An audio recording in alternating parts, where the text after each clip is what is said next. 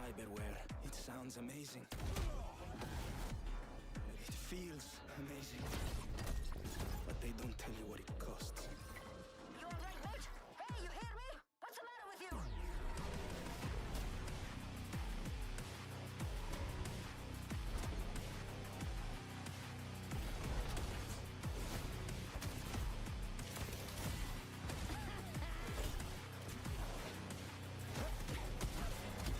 Hello, user. You may call me Skippy.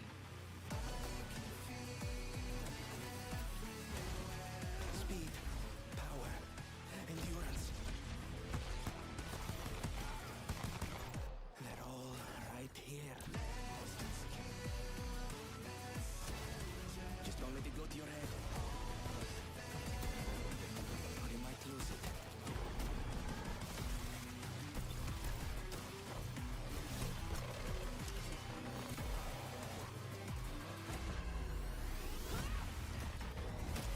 Control or power?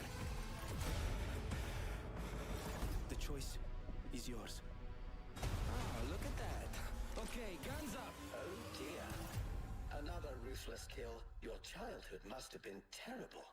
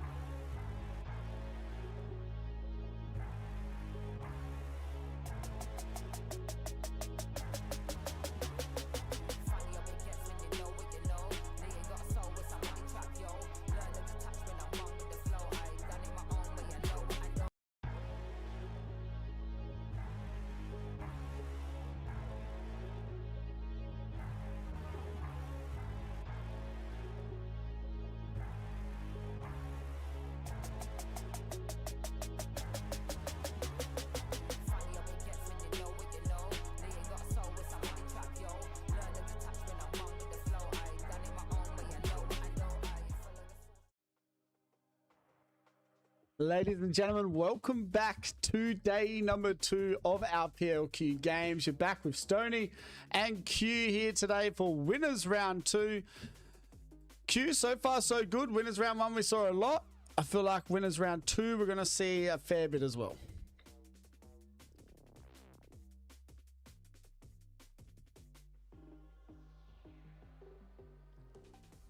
Yesterday, right, we saw a couple of teams. I'm thinking especially Meowers. I think it was a 20-point something gap between them and second. Of course, now today we do have our 8 teams that got sent down to relegation from Pro League. I don't know if they're going to be able to come out with that same firepower. However, the one caveat to that is if they do it, I'm all here for it because I'd love to see a show. 100%. I mean, and we've got some teams that we're used to seeing out here today as well within Weibo Gaming, Fizz 6, Black Hole as well, who had a fair few good games in Pro League for Split 1. But let's go and have a look at the teams that are out here today for our 20-man squads. And as we can see, Weibo Gaming... you didn't give a shout out to your boys inside the ring. I feel like usually a squad you always like to bring up too. Oh, well, it's because they're hardly inside the ring every time we talk to them. So we have to see how they go out here today. But 2C1M, another team that has, you know, enough firepower there to make their way back into Pro League as well. And, you know, CPR going to be in this lobby. Sure, it should be. This is the return of Rocky this split. Is that right? Or am I? Did he take a split break? Or am I tripping on that? I think he might be tripping. I don't know, actually. Could be right. No, it could be right. He did not play at all. Yeah, he did. No. Yeah. I thought I remember him taking a break. I was excited to see Rocky back in action. I know I'd seen him doing some ENC scrims as well, playing alongside Crumbs. I feel like CPR should be one of those that I think people will be keeping an eye on just to see the type of form Rocky's playing in on the way back in. 100%. And they've been doing pretty good in scrims as well, has that team. So it'll be interesting to see how they go today in this kind of lobby. It'll be interesting as well to see how those 10 teams on the right side of our lobby go. As you were talking about before, Meowers had a really good day yesterday. They dominated the lobby. And talking to Bakary this morning, he felt like the lobby played scared and they took advantage of being aggressive as well as zone. So they had a plan in mind, Q, and they did pretty well with it. Yeah, I mean, and we had talked about yesterday for teams that did have to start on Friday, looking to try and be able to build up some momentum. It felt like Meowers, Bitcoin to Moon, and even Fury to a sense. All 3 started to do that yesterday. So I'll be really intrigued to see how these first 3 games go for them. Because as much as we do know, obviously things kind of, I guess you could say, evolve over the course of a series with those legend bands. I feel like we had seen all 3 of, well, maybe not so much Bitcoin to Moon, but definitely Fury and Meowers were pretty hot out the gates in that games 1 and 2. Yeah, they dominated for sure. I mean, even, the way Fury played in that first game, they didn't obviously have a big game after that, but they did pretty well in that first one. That's all that mattered. The map scenes today, though, I guess everyone would want to know where we are playing as well. Yeah, let's go ahead and take a look at it. One of them will look familiar if you guys were tuned in yesterday, and that's going to be the back half. But we're going to be starting on Olympus for games 1, 2, and 3, and then E District. And one thing I do gotta say, I really love when we get this map pool in particular for ALGS, and of course, obviously for quals as well, is I feel like it's 2 very different rate of plays. Olympus at times give us a little bit more action in the front half of the game. We'll see if that's the case, especially with it being in the front half of the block. But then, of course, E District, notoriously, a lot of those end games give us a lot of real estate where teams do have the ability to coexist, where we don't have much going on until about rings 3 or 4. So a fun balance across the day for sure. Yeah, it's going to be fun to watch for sure. I feel like we're still probably going to see those Crypto Seer bands to start off with today, but you could possibly see a Valkyrie early ban as well here in match number 3. I feel like we've seen Mad Maggie a lot around that game 3 ban, but it would be interesting to see what direction it goes in here for our last game on Olympus. Well, I guess the only thing really now we need to see is where everyone is landing for Olympus here for our first 3 games. And let's go ahead and take a look at it here. Drop spots for Olympus. I feel like in the past we've seen a decent fair share up towards Rift, which could benefit Void Esports. But if you did watch EWC, basically these teams on the right side of the map will feel very comfortable with their draft. Thinking of teams around Gardens and Summers University, so of the likes of QWQ, Weibo, SAT, Fury. If things continue to go in the same sort of tradition that we did see on LAN, they will be getting a lot of end zones heading their way. Yeah, that they will. Hopefully we don't see many zones that we're used to. I think we had a pretty good mix yesterday, to be honest, in our first lot of games. So hopefully 1,000%. we get a pretty good mix today as well. I'd really like to see some west zones. I do like the Oasis zones for this map. Also Estates. I feel like Estates sometimes has some pretty good endings also, but be interesting to see. They are the 20 teams that are out here today, Q, and it does look like we're not too far away from getting into the lobby. Now, if you look at all these team names, Q, and we've now seen who is out here today, is there a team that you're going to keep on your radar for majority of the day? So I definitely want to keep an eye on Meowers, just because I do want to see how they're able to carry over that momentum. It felt like they played with a lot of confidence. You had mentioned even as far as Bakri saying, you know, the teams that were in that lobby yesterday playing scared probably won't be the case here. I did also mention CPR earlier. I think, you know, seeing the combo of Crumbs alongside Rocky on the return has me pretty excited. Those would probably be the top two. Of course, can't help but throw Weibo Gaming in there if I had to pick three as well. Yeah, Weibo Gaming. I feel like one team we probably haven't talked enough about is Fizz6 Gaming. I feel like Fizz6, they started to find their groove with Lux in that back end. Remember, they lost Avi, and I'm pretty sure Avi went to UV, and then they had to find a feel for those last 2 weekends, which was pretty tough for Fizz6 Gaming, but they got their groove going and only missed out, I think, by like maybe a couple of points for that top 22. So does look like everyone is in the lobby and we are about to get going. Bitcoin to Moon, a team that really started to find their groove yesterday as well, Q, but they didn't play the legends that we're used to seeing, but they had a lot of success using that Sparrow.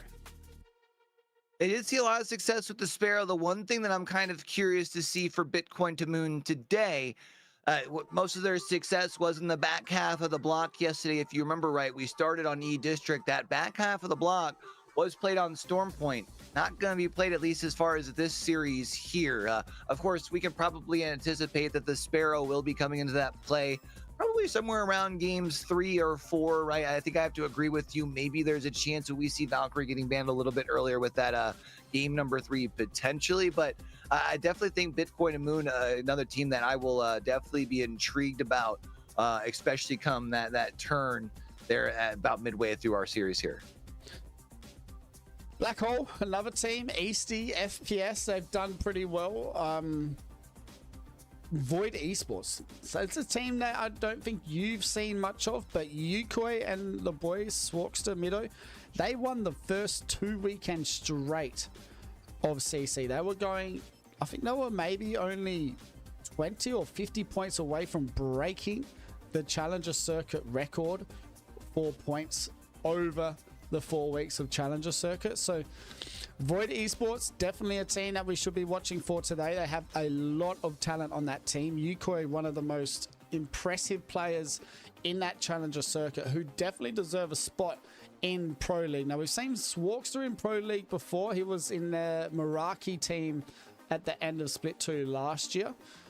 So it will be interesting to see how we go. It does look like we are getting into game number 1 now, Q, and well, we are moving in with as a duo for Bitcoin to Moon, where everyone else has 3 men on their roster. Hopefully Bitcoin and Moon will be able to get to their third sooner rather than later. Of course, if you do fall into the bottom 10 in this lobby, you still be able to earn yourself a chance into that grand finals tomorrow with our second lobby on the day. I did also just want to bring up, you had mentioned the experience from Swarkster. Also, Yukoi, if I remember right, had some Pro League experience as well on that Void Esports roster. Yeah, he's got some. So definitely So definitely going to be intrigued to see as far as for them stepping in. Again, we talked about how deep this lobby was yesterday at the conclusion of our first lobby. So I feel like you've got a lot of teams here that are vying for that position. Keeping in mind what is on the line here, our top 10 teams not only get that advancement into the grand finals, they are your top 10 teams. I mean, they'll have priority in that POI draft as far as for tomorrow as well. So one, you get a shorter day today. Two, you get better POI draft. A lot's on the line. Let's go and start it off with game number one here, Stoney. Let's get it started. It does look like we're heading to maybe that phase driver could be terminal kind of zone here, which is a good start for Tri-Philo and Gen Z if it does end up going that way. But it is going to be a central zone here really for game number one of Olympus. Get on down into, I feel like Tri-Philo was a team that we didn't talk too much about yesterday, but was rather consistently consistent. Wonder if they'll be able to sneak under the radar in the same sort of sense here today. You mentioned a chance of a more central zone. Looks like potentially, as we get that second ring in, they'll be heading towards Hammond Labs. Fun place to be getting started as far as for game number one. Obviously teams like Game Merchants, Orient, also CPR, who I had mentioned, not having too far to rotate on in, but for teams even on the outskirts, looking like teams like Bitcoin to Moon, even QWQ, it's not too far of a rotate on in. Not a bad start.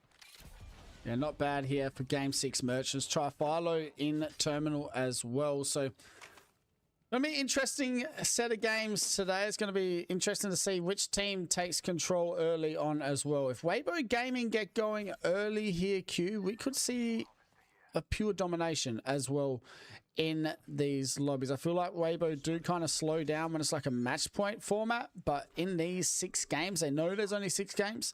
It's usually pretty aggressive gameplay from that team. Yeah, it's definitely interesting because I feel like sometimes like recency bias can sometimes get caught up in people's mind. Like the challengers teams that are in this lobbies have more recently been playing as other challengers teams have been like quote unquote dominating those lobbies. But I think when we look back towards even like those open quals before split 1, most of these 8 teams that got relegated had to go through that process, and they were pretty quickly like proving themselves in those types of lobbies. So again, when we talk about where that cutoff line is going to be towards that top 10 here, it's going to be close. It's probably going to be like yesterday, Stoney, where it only comes down to a matter of like a point or two. So even in game number one, literally like every point matters. Yeah, it does for sure, especially today. You want to be in that top 10. You really don't want to be playing it again this afternoon. That is for sure. Reforms looks like they have found home at the moment. Playing the Crypto Caustic Altar here for our first game, as it looks like Last Stands maybe looking to try and get involved here as well. Last Stand's just trying to carve in their little bit of real estate down here as well. We know that they've got plenty of rooms to be able to kind of tuck into different nooks and cranny to be able to set down different spots. I feel like this is, when you talk about Olympus end zones, one that does give us quite a bit of room to be had for our team. So as much as we had talked about, in the pregame, how sometimes Olympus does offer a little bit higher of a rate of play than say to an E district, maybe not quite going to be the case. However, it's CPR that tries to play super fast here as they have found themselves in an engagement. They've already lost 2. Crumbs is actually the last one that's left, trying to make something shake, but I mean, it might already be too deep into Hammonds here to be able to pull out. It's going to be tough. We'll have to try and get a reset. This is the team that I talked about. Want to be aggressive early, and they will. Weibo Gaming now going to try and clean up the last member, but it does look like Crumbs will be able to get away for now, Q, with both banners in hand, and, well, he might be able to get a reset here as well. They just flew their way over Void Gaming. I was wondering if Void would be see them in the sky and turn around. I think Crumbs gets far enough away to Solar Ray to maybe be okay. The only problem is QWQ is relatively close. You'd think that respawn getting called in would get their attention, but instead rotating away. So that does mean, as far as for the side of CPR, they'll be able to get back to a full 3. They'll be all right. And it does also mean, as far as for our lobby, despite the fact that it says a player missing, we started with a duo, so we're back to a full lobby as far as for now. Full lobby. CPR getting the reset, which is Player K, Crumbs, and Raki. A pretty good team, if I say so myself. And it does look like Bitcoin to Moon will be the first team eliminated. Meow is getting back to where they started yesterday, Q, and that's getting some KP on the point. On the board, sorry. Is that who Tony Salami is as Player K? I was curious of the name. That is definitely a interesting trio between Player K, Rocky, and Crumbs for sure. I kept talking about the duo. You had Player K in with that squad. That is definitely going to be a team that I will be keeping my eye on for sure. We've seen our first squad getting eliminated. Last stand will be able to get through the boxes, see what they want to take away before they get looted and booted and make their way in towards their next spot. Feel like you're kind of picking on the duo, taking them out first, but hey, sometimes that's just the way the cookie crumbles. If someone's in front of you, I'm shooting. I can't blame them. Yeah, you're going to go get KP on the board, get warmed up. If you know you're losing to a duo in the first fight, maybe your day is not today, but hey, they get rid of the team and they're looking all right here early on. 18 squads still standing, Q. We've got 20 seconds left here for round one before we get into round number two. Yeah, things have still been, I guess, relatively quiet, you can say. Of course, as I do mention that, it is Gen Z all the way down here at Dockyard with Black Hole. Easty trying to see if they can unload a full clip. Will end up getting put onto their back. It does leave things, I believe it is a 2v2 here at this point. Maybe it is just a 1 on the other side here for Gen Z. But unfortunately, the zone pulling in will also throw an extra little wrench into things here. Oof, beautiful shots coming out from FPS. The Crypto having to put some damage in. Nice nades coming out as well. The Alter just trying to queue through. There's only one man left standing. Beautiful cleanup from Black Hole. And they will get rid of Gen Z. And that is the Pathfinder getting all 3 kills here in game number 1. Phys6 Gaming now still in the States. Just trying to find their way into zone as, well, teams need to also try and find their way in. Interesting, right? I feel like when you compare it to like your ranked games where Estates is usually one of the hot drops, I mean, right now it's not heading this way. So Phys6 has all of this real estate to be able to comb through, make sure that they have got themselves a nice little kit before making their way over towards Hammond Labs. As far as for Phys6, they might have to worry about the potential of 2C1M pulling up to Estates, but that would be about it. Otherwise, then they'll be able to slowly start walking their way eastward and be able to kind of, I guess you could say, calculate their approach from there. Last stand, very close by. Orange above, just taking their time as well. Just relaxing, no needing to rush at the moment as teams are trying to make their way into zone. Let's go and have a look at that map though, Q, and well, as we can see, a lot of teams still trying to find their way in.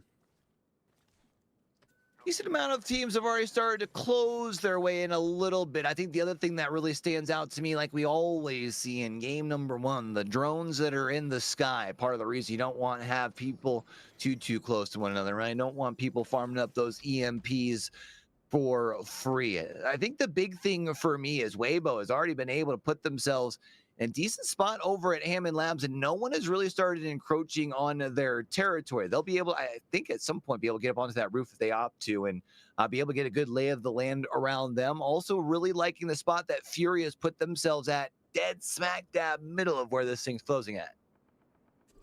Let's go and have a look. It's going to be Trifalo still inside terminal. KPY on the backside coming from the south area phase driver. So need to be careful as teams are all starting to try and make their way in towards this central zone. KPY was one of those squads yesterday that we saw doing a really good job with their, especially their isolated 3v3s. It felt like, especially in the early part of their series yesterday, was really able to rely on their KP to keep them in the swing of things and then start getting at least a little bit of placement towards the back end of their day. We did mention how this lobby, those placements will be a little bit harder to come by, as well as the KP. So I think especially for game number 1, trying to be able to get those first couple of points on the board will be incredibly huge for them. They will have teams of the likes of CPR right in their vicinity though. 2C1M, Black Hole just making their way in also, and it's kind of slowed down now. Q, 16 squads left alive. Not much action starting to unfold. As we can see, Fizz 6 now are going to be stuck on that western edge as they have to try and make their way in towards the central bits of Hammond also. But with 16 teams left, Q, I feel like we might see a fair few start to fall in a second.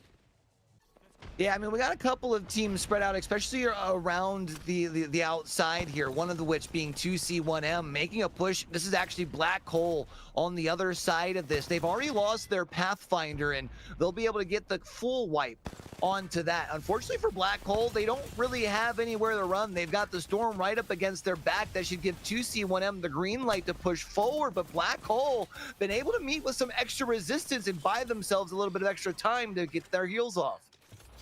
A lot of action. It does look like Trifilo will go down now. Fizz 6 moving into a team as well. Beautiful shots coming out from Lux. We'll get down the first player. There's only 2 more left standing, I think. And just like that, Rogue will get eliminated and Fizz 6 on the board as well. QWQ now starting to get into some action, as we can see. The Rave trying to get away. It's Meowers down to a duo. Skull looking to try and get it going here early on as well. They're going to try and get the finish on that Caustic, and Meowers looking pretty good here also if they can get this clean up and make their way into zone. Remember when we were talking about our top fraggers in the lobby yesterday, Skull's name came up time and time again. So I'm not surprised to see them popping off here early. KPY does look like they are in a little bit of trouble. I had mentioned that they were down here on the southern side of the ring right next to CPR, and CPR does appear to be on the hunt. This will push KPY away and unfortunately get into a little bit of caustic gas as well. It gives their information away, and well, they're going to have to turn around and take a fight at some point. Meanwhile, we saw Meowers going up in the top right-hand corner. Weibo now still in complete control of Hammond Labs. Does look like KPY moving in. It's going to be CPR moving in on the backside as well. Raki, as you were saying before, back in the swing of things. Has the Kraber in the hand. Unlimited ammo. See if we can get some Kraber clips out here today in day number 2. Saw a couple yesterday. If there's anyone who can land him, it's this man right here. Hit one more cell just to make sure that they are fully healed up. They are looking towards the direction we had mentioned Weibo gaming that way. Weibo also has KPY who had ran down in that direction. CPR will eventually need to move, but this lobby has already thinned itself down by quite a bit. We're already into that bottom 9. The problem though is as this ring here closes in, there is not very much coverage. There's not very much even built-in like cover from the actual like lay of the land. This is going to be a wide open end zone. Game 6 Merchants trying to hold it down. Nico does need to try and get a med kit off. It does look like he's going to try and get away here. The doesn't look like the Wraith has a portal. And it's going to be Black Hole with the pressure on the lads. Down goes the Crypto. And it's going to be now a duo via trio. Raza goes down, Nico and Dirk, the last 2 left standing. 9 squads left here, round 4, 15 seconds away before it starts to close. They don't really have much to work with here as a duo. Black Hole, they were one of our squads who threw quals as far as into split number 1. Were able to run quite a bit wild and seem to be doing a little bit of the same here in game number 1. CPR will be out as Black Hole might be sending another team to join them in the lobby. It'll be game 6 Merchants who will be out in the 8th spot. And now at this point, Black Hole has pretty decent control of this entire, western side of the zone. That to do. Being aggressive, Fury need to be careful. They did win game 1 yesterday as well, Q, so it'll be interesting to see if they can do it again here for day number 2. We'll have to wait and see. As Last Stand, they're trying to fight their way through as well as Orange out here with the Kraber in the hands also, and that's day 1. Looking down on everyone that's south of the team on the height.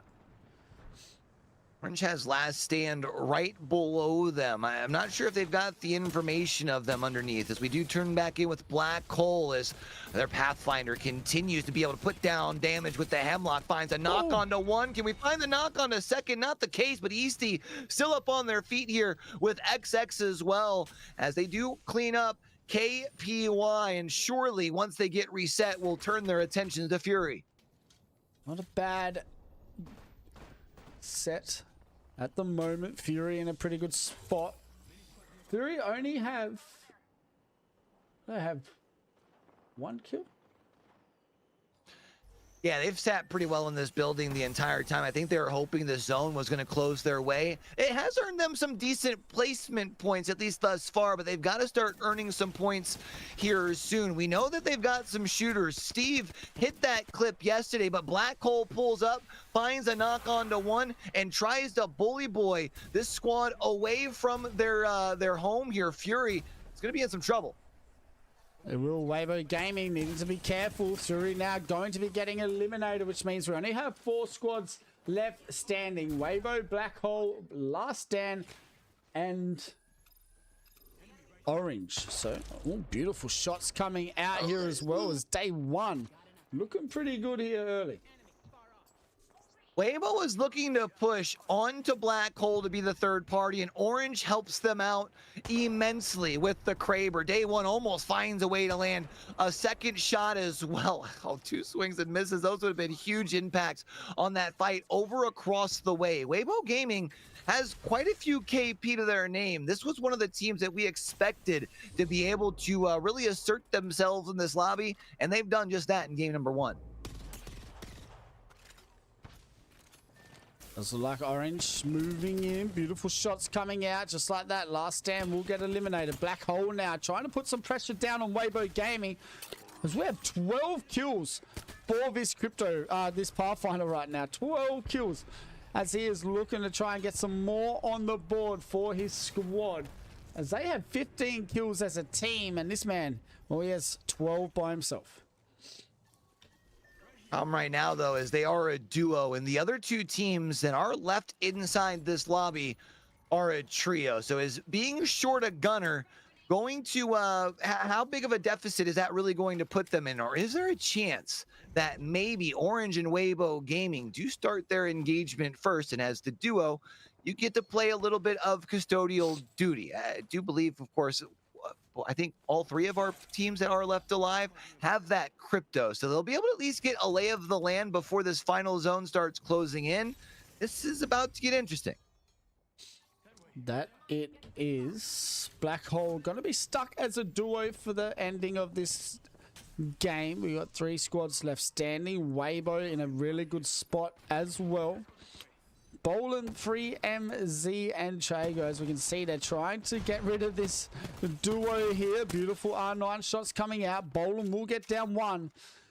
Now they only need to worry about 1 more on that left side, but they've got to be careful with Team Orange. We're going to get a location on Team Orange here, and unfortunately that drone's going to get detected, but the EMP is going to help it at least slow down any potential push from that high ground.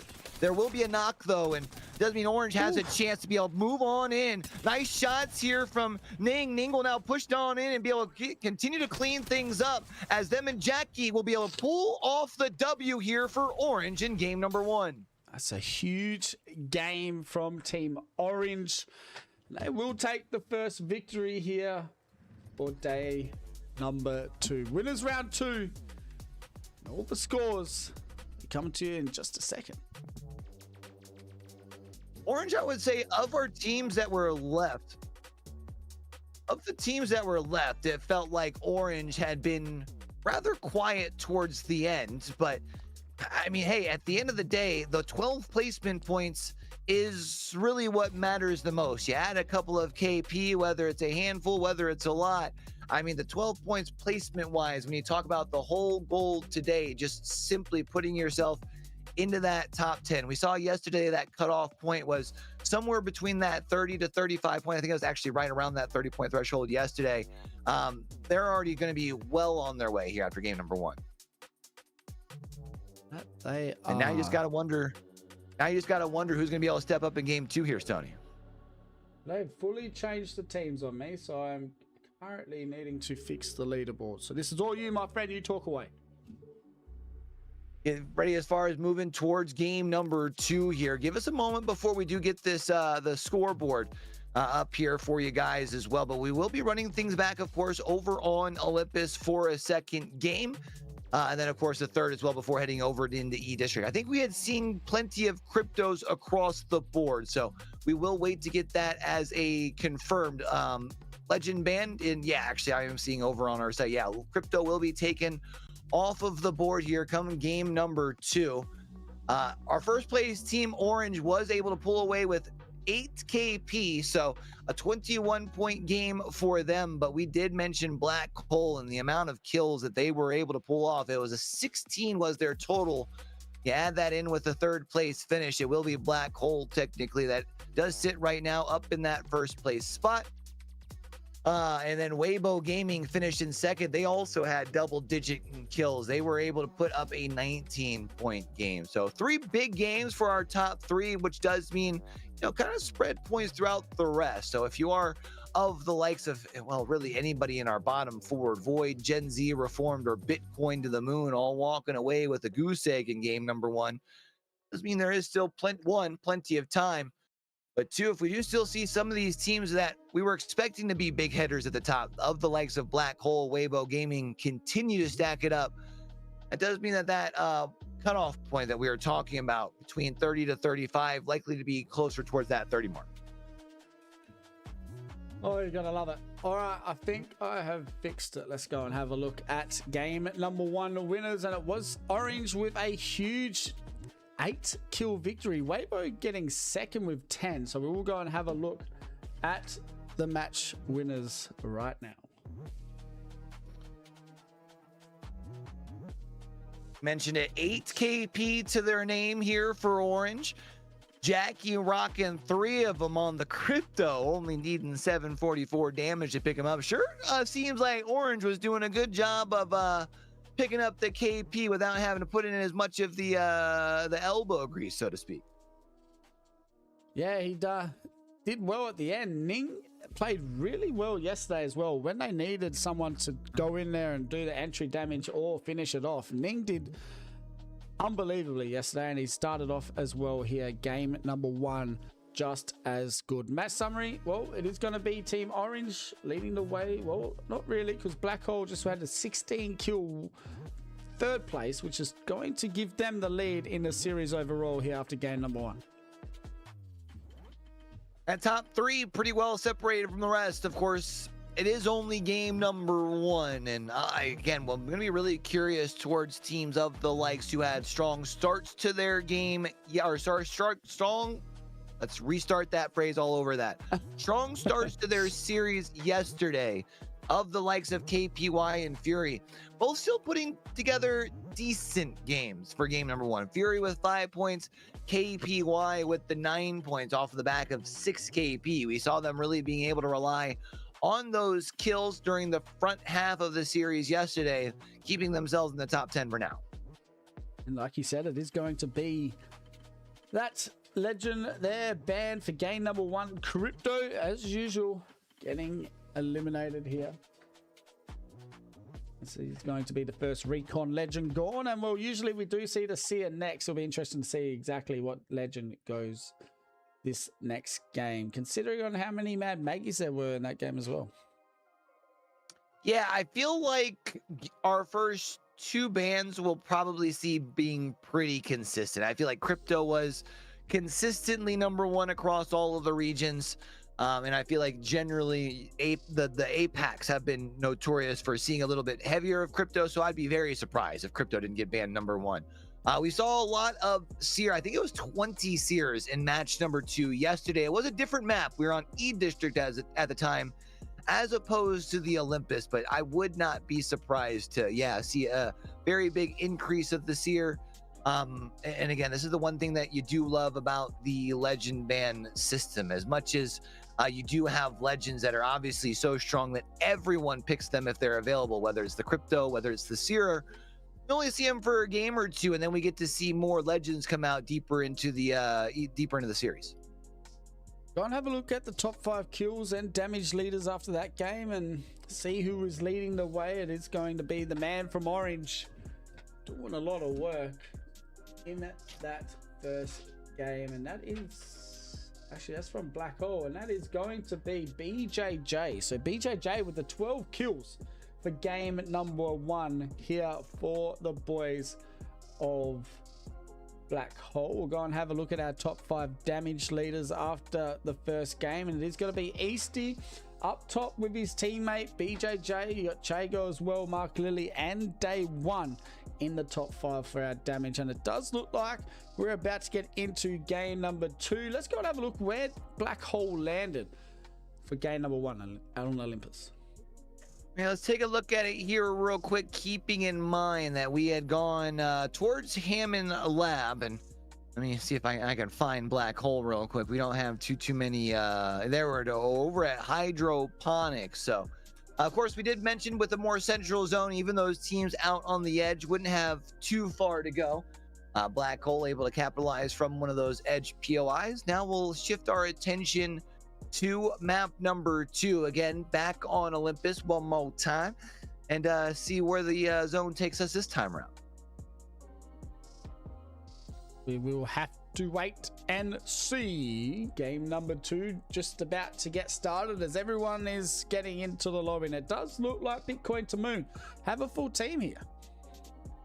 Yeah, I noticed that we were back up to a full 60 in the lobby. That is awesome to see for them. We did see them going out incredibly early in that first game. Of course, also keeping in mind they didn't necessarily have the best start to their series yesterday. I believe before they won, I think they won whether it was game 3 or 4, they were sitting at like only 16 points. They had a very strong back half, so maybe it's about those legends that do start to come out in games 4, 5, and 6 they feel most comfortable on. Looks like we could be heading, well, anywhere down in that southwestern quadrant of the map. I don't know if we're going to be heading back to Hammond Lab specifically. Maybe there's a chance heading more towards a dockyard or hydroponics here.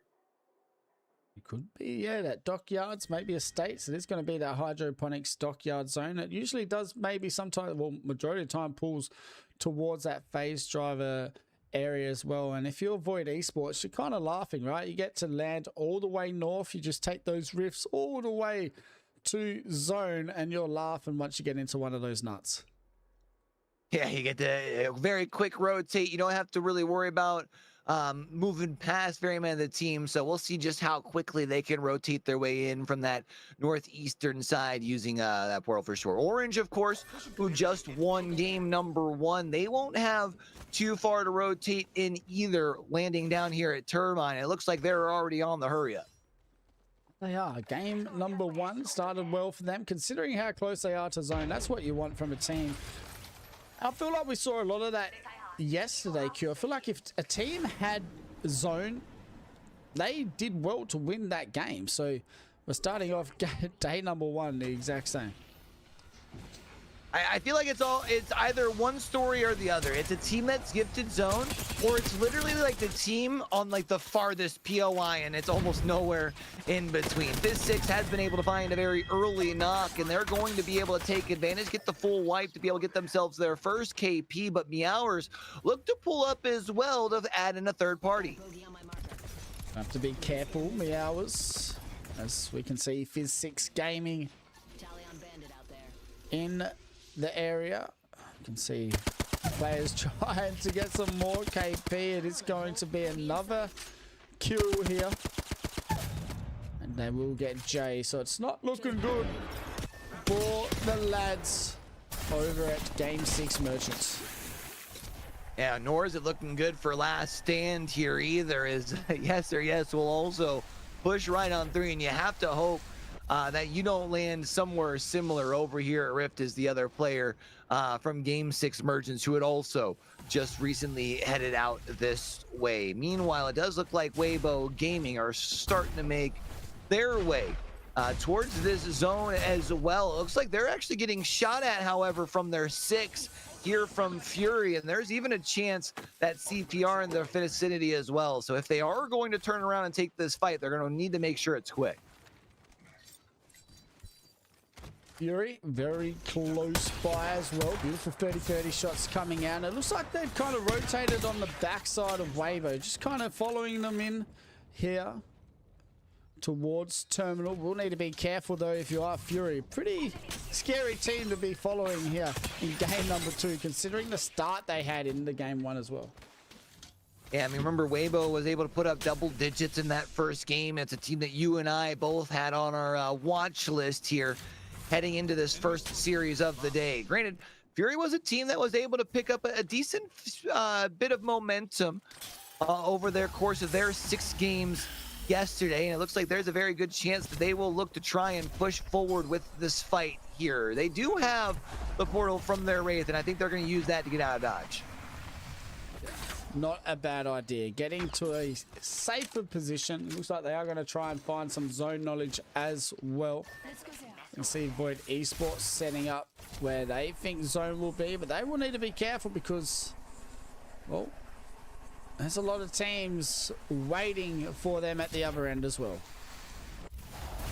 You've seen this has been a death trap, it felt like, for a couple of teams earlier. However, it won't be able to use that alter Q, and they'll lock down one of those stairways. These buildings you were talking about here were some of those spots that you feel like should feel very comfortable, at least for this mid game. In Fizz 6, they do have the Watson to be able to play extra wide. You'll be able to use those fences to help lock things down. Then, of course, as things get a little hectic with more nades and ordinances getting sent your way, you do have that pylon as well. And, of course, you do have the altar, and with the altar, you kind of get free resets, right? But they do. That's why we'll see probably 20 squads for probably round 2 as well. As we can see, CPR moving towards the States as Bitcoin to Moon. Well, they were 2-man in game number 1. Unfortunately, right now, they're a game number 2, 2-man as well. If they can't get this reset, it does look like they're trying to find their way towards that respawn beacon, but they do have CPR right on their tail. You know, we know if they smell blood in the water, it's a team that does like to take some fights. Meanwhile, when we talk about fights, it's 2C1M that is sending some shots off in the direction. Tri-Philo also in a fight down here at Hydroponics. I believe this is KPY that's on the other side alongside Black Hole. So 3 teams all out here. The question is, who's going to be able to lead as a full 3? Going to be an interesting start to the game here for these teams. 20 squads left standing. KPY doing well at the moment. So they are going to try and chase and clean this up. 2 members down, and well, Black Hole might be able to get a free reset as well, as it looks like KPY are focusing more on Tri-Philo, and it does look like Black Hole will be able to get a full reset. And Tri-Philo will officially be the first squad that does get eliminated here in this second game, but the noise is far from done over here at Hydroponics. Black Hole is still over here with KPY, but yet another team has pulled up as SAT has heard all of the noise and it's decided, hey, we want to add our name into the mix as well. Bitcoin to Moon getting eliminated also. Weibo Gaming very close by to SAT as teams are starting to make their way to Hydroponics here to try and find a place to play. Those teams on this southern side. We'll go and have a look at the map, and as we can see, a lot of teams still trying to find their way. There's a lot of teams around that dockyard area also, Q. Yeah, these teams that are down here on the hydroponic side are just really more a lot of these teams that landed on the southern side. And again, once the fighting started over here at hydroponics, it attracted more attention. However, as much as we thought it was heading towards Dockyard, I know you had mentioned kind of that little spot right outside where those nut buildings are, where currently you do have Fizz 6 along with Meowers. It does feel like they do still have very good priority towards where the zone's heading. Yeah, rotating here early is probably the smartest bet. I feel like you can fight your way out, or you can at least hold this spot for a while. But a lot of players have seen this zone for a while, a fair bit, so you think that they would have a pretty good understanding. Also, Meow is very close by. Like you said, everyone's just kind of relaxing at the moment, Q, as we have 18 squads left standing with only 10 seconds to go before round 2 starts to close. 18 squads still up. All of them are full squads as well, so everyone's feeling healthy. No one's having to worry about trying to bring their teammates back into the mix. There's Still most of our squad somewhere between Dockyard and Hydroponics. You've got, I think, a team over in Estates and a couple of teams still making their way over from the eastern side most of the map. It feels like most of the teams have decided where they're going to try and shut down and open up shop. Meanwhile, Weibo Gaming, they are one of the teams that were the last to the party over here at Hydroponics, but they're still going to be able to assert themselves, and it looks like trying to push their way over towards Fury, who is on the run as a duo. Oof, beautiful shots as well here from Bolan. So we know there's only one man left standing. Beautiful Fury getting the clean up there. Weibo Gaming looking pretty good here in game number 2 with already a fair bit of kills up their sleeve. As we can see, Void Esports, they may be being a little too aggressive. We'll get away just for now. Fizz 6 also looking just to see what Weibo Gaming decide to do here on this push. Can't blame them. They heard shots, thought maybe there was a chance the third party could be fun, but then Weibo Gaming starts sending some warning shots their direction. They're like, all right, well, back on down. Meanwhile, Black Hole still over here at Hydroponics and Easty, the last one left alive. It's SAT that's on the other side. They do still have 2 that are left standing, and they need to wrap up this fight here with Easty because it's Weibo Gaming that have heard the shots, and they have pulled up because they want to play cleanup duty.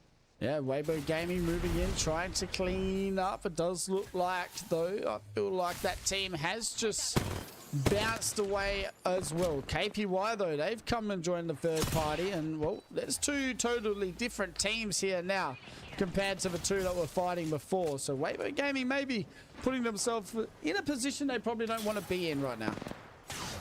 They are a team, though, that they understand the risk when they take these fights. Their ability to be able to reset quick is usually what allows for them to withhold from these third-party fights. The problem is, when you look at their composition, they're not really set up to be able to do that here in this game number 2. Not especially against a team that can move in with the swiftness like KPY. And right now, Dot doing just that. The kickstart going to be able to get them up off of their feet, disrupts them as they're trying to reset. And Weibo Gaming out in 15th.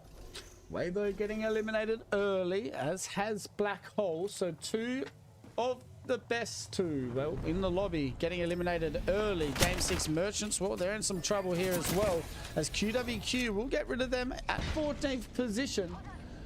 And well, for Game 6 Merchants, they only have 6 points on the board here after game number 2. QWQ is one of our teams that was relatively quiet, still left alive inside the ring. Also looking to try and see if they can get things started in this second game. Only had a pair of points after game number 1. They still have a bit of distance that they do have to close to make their way inside the ring, true towards their name. The good news is, since most of the teams are still either between Hydroponics and Dockyard, they should be able to at least safely make their way in towards this second or third ring as it closes, but they will have Void looking their direction not too far after. Nice shots coming out. Gen Z looking to maybe move in. That's a nice cue. They should be able to get... Oh my god, even better fence. SAT set up perfectly. I feel like that fence was way too good with that cue. Gen Z, though, they will be able to slow down a little bit as we see 13 squads left alive. And well, if you have a look at that zone, it pulls all the way back towards those nuts, right where that rift is. So Fizz 6 and Meows in a pretty good spot here for game number 2. Right where you call that, and also one of those nut buildings being owned by Void, who had gone through the rift to be able to secure one of those spots as well. One of the unsafe spots down here where SAT is sitting on the southeastern side of this zone. While maybe you have coverage over your head, you've got a little bit of a ways to go towards this ring number 4 in Gen Z between where you want to be and where you currently sit. The good news is Gen Z also does have to rotate. They've actually already started doing that, so maybe there's a chance you can mirror them on their rotate and catch them out in a tough spot. SAT relaxing. Let's go and have a look over at Fizz 6 as well, they're in a pretty good spot here for this final zone. When it starts, we will see how it works out. though, with these 12 squads that are left alive. It does look like now inside the ring, starting to try and make their way into one of these buildings to call their own. Void Esports will need to hold off. They do get one down. Beautiful shots coming out from Swark. Needs to be careful though. They do get the first down. Well, inside the ring, being able to get the reset, and they do have the shield advantage here also. And it looks like Void Esports might be in a little bit of trouble, as the last man left standing is going to be Mido, as he needs to try and slow down, but I don't like his chances. He will get eliminated, and just like that, inside the ring, getting some KP. Fizz 6 now looking to try and get involved as well.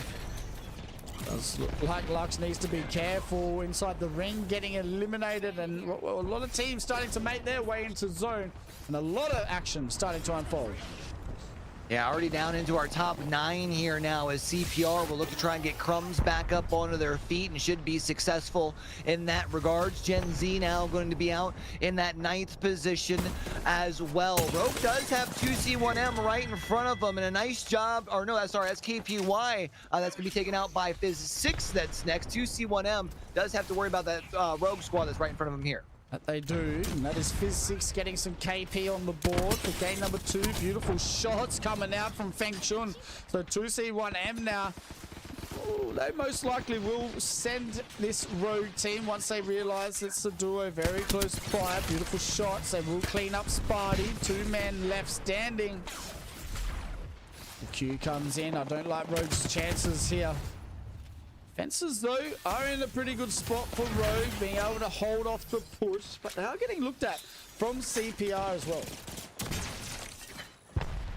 You'd mentioned the nut buildings that were down in where this zone's going to be closing in. There's one that's completely in the zone, which is owned by Meowers. Fizz 6 is in the other. So for these teams that are right now on this western side, want to wrap up this fight quick, fast, and in a hurry, because you had to imagine that there's going to be a third party of the 3 teams out here that does pull up. Rogue, all left to lock it right now.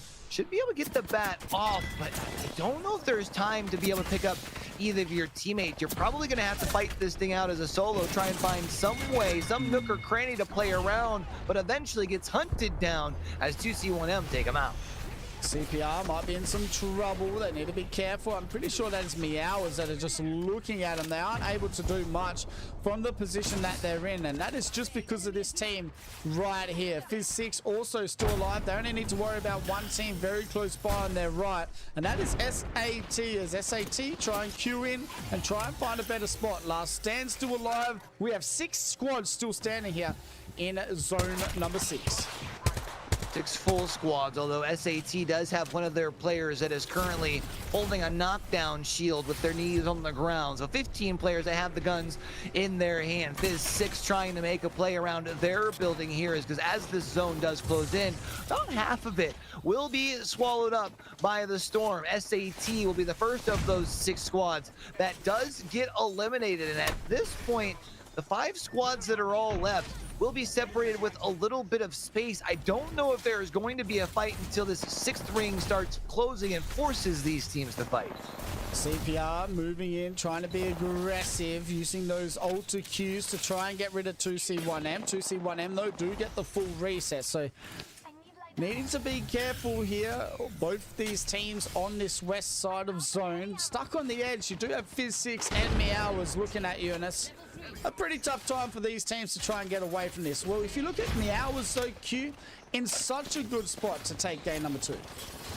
Yeah, it really does feel like Meowers, as long as they can hold this building, should be all right. I think the big kind of, I guess you could say, wild card, really, is going to be the squad that's rocking the tunnels between the 2 nut buildings, which is Last Stand. Because if Last Stand is delayed in pushing over towards where Meowers is, especially with Meowers currently getting sent by CPR, then all of a sudden Meowers real estate gets at risk. But Meowers doing a great job of holding them off. Big shots by Barisol with the wingman in hand that continues to just poke away at the 2 players that are just outside the window. They need to play this carefully. Last Stand very close by as well, and it is going to be CPR that are trying to get some CPR out the back here on player K. We can see Fizz 6 also now being aggressive. Beautiful shots from Lux. Lux really holding his own at the moment. Step trying to get the shield swap. I don't know if he's going to be able to get it done. 2C1M clean up Fizz 6. Fizz 6 get eliminated in the top 5. Meow's now still alive here with 3 squads left standing. You can see it looks like I think CPR have taken the height and put themselves in a really good spot while this final ring starts to close. We talked about the wild card, though. The last stand squad that is still stuck inside of those tunnels here. They're going to be running out of time to be able to push out of them, and they've got themselves a weird little layers of going. Once they push out, they'll be able to start taking shots at the team that is up on the high ground, which means Meowers can wait for at least the first knock. Once they push out of this windows, Meowers should be able to clean things up and take home the dubskis. Beautiful shots from Bakri. It does look like they will take this position inside as well. They need to jump out. It's going to be a CPR versus Meowers. It's going to be a CPR victory. Crumbs, Raki, and Player K take game number 2, and they have shown that they are here. All right, I totally thought as they pushed out of that, as Last Stand pushed out of that little tunnel, that they were going to try and take over the high ground and at least full send them for that second place spot. Ends up not being the case. They end up getting caught as they look to ascend up onto the roof, which leaves things wide open for CPR. They do a good job of holding that team off of the height.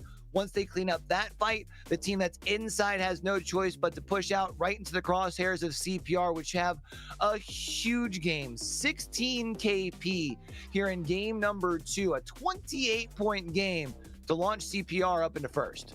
Yeah, they look good. They look good. It'd be like the world would be healing if Raki's back in Pro League for Split 2 with Player K and Crumbs. So massive game from the lads over at CPR. They'll be pretty happy with that, Q, as we can see with their game. 28.16 kills. That's the biggest game we have had this weekend so far. So CPR, they'll be pretty happy with that after game number 2. We'll go and have a look at the series overall, and well, it is going to be CPR leading the way, only by 5 points behind in front of Black Hole. You got Weibo Gaming in third, Orange 4th, and KPY in the top 5. And remember, top 10 is where you want to be today, Q, for just making it straight through for tomorrow. You don't want to be playing again this afternoon because there is 10 hungry teams waiting to make their way to finals as well. And I guess the only thing we need to see here moving into this next game is what legend is getting banned. Yeah, let me see who gets taken off the board here in game number 2. 20 Sears. Well, that makes that ban pretty darn easy, don't it? Sear comes and Sear goes in game number 2. And now we'll really be shifting our attention to game 3. This is what we talked about before the series. Is this where we see the typical like Maggie coming off the board? Or because of the fact that we're on Olympus, where sometimes we see that Valkyrie come into play, is this where we see Valkyrie in a similar fashion to the Seer come and go in just one game? Be interesting. I feel like you've got faster rotating here. You don't really need that Valkyrie, but it will be interesting to see, considering that our next games, I think we are heading over to E District. So I feel like you might want to use Valkyrie maybe for that game instead of this last one here in Olympus. But we'll have to wait and see. But as you can see, the 2 winners here so far, Orange and CPR, with the wins on Olympus. We're going to have a look at what players out here are absolutely farming on the kills and damage side.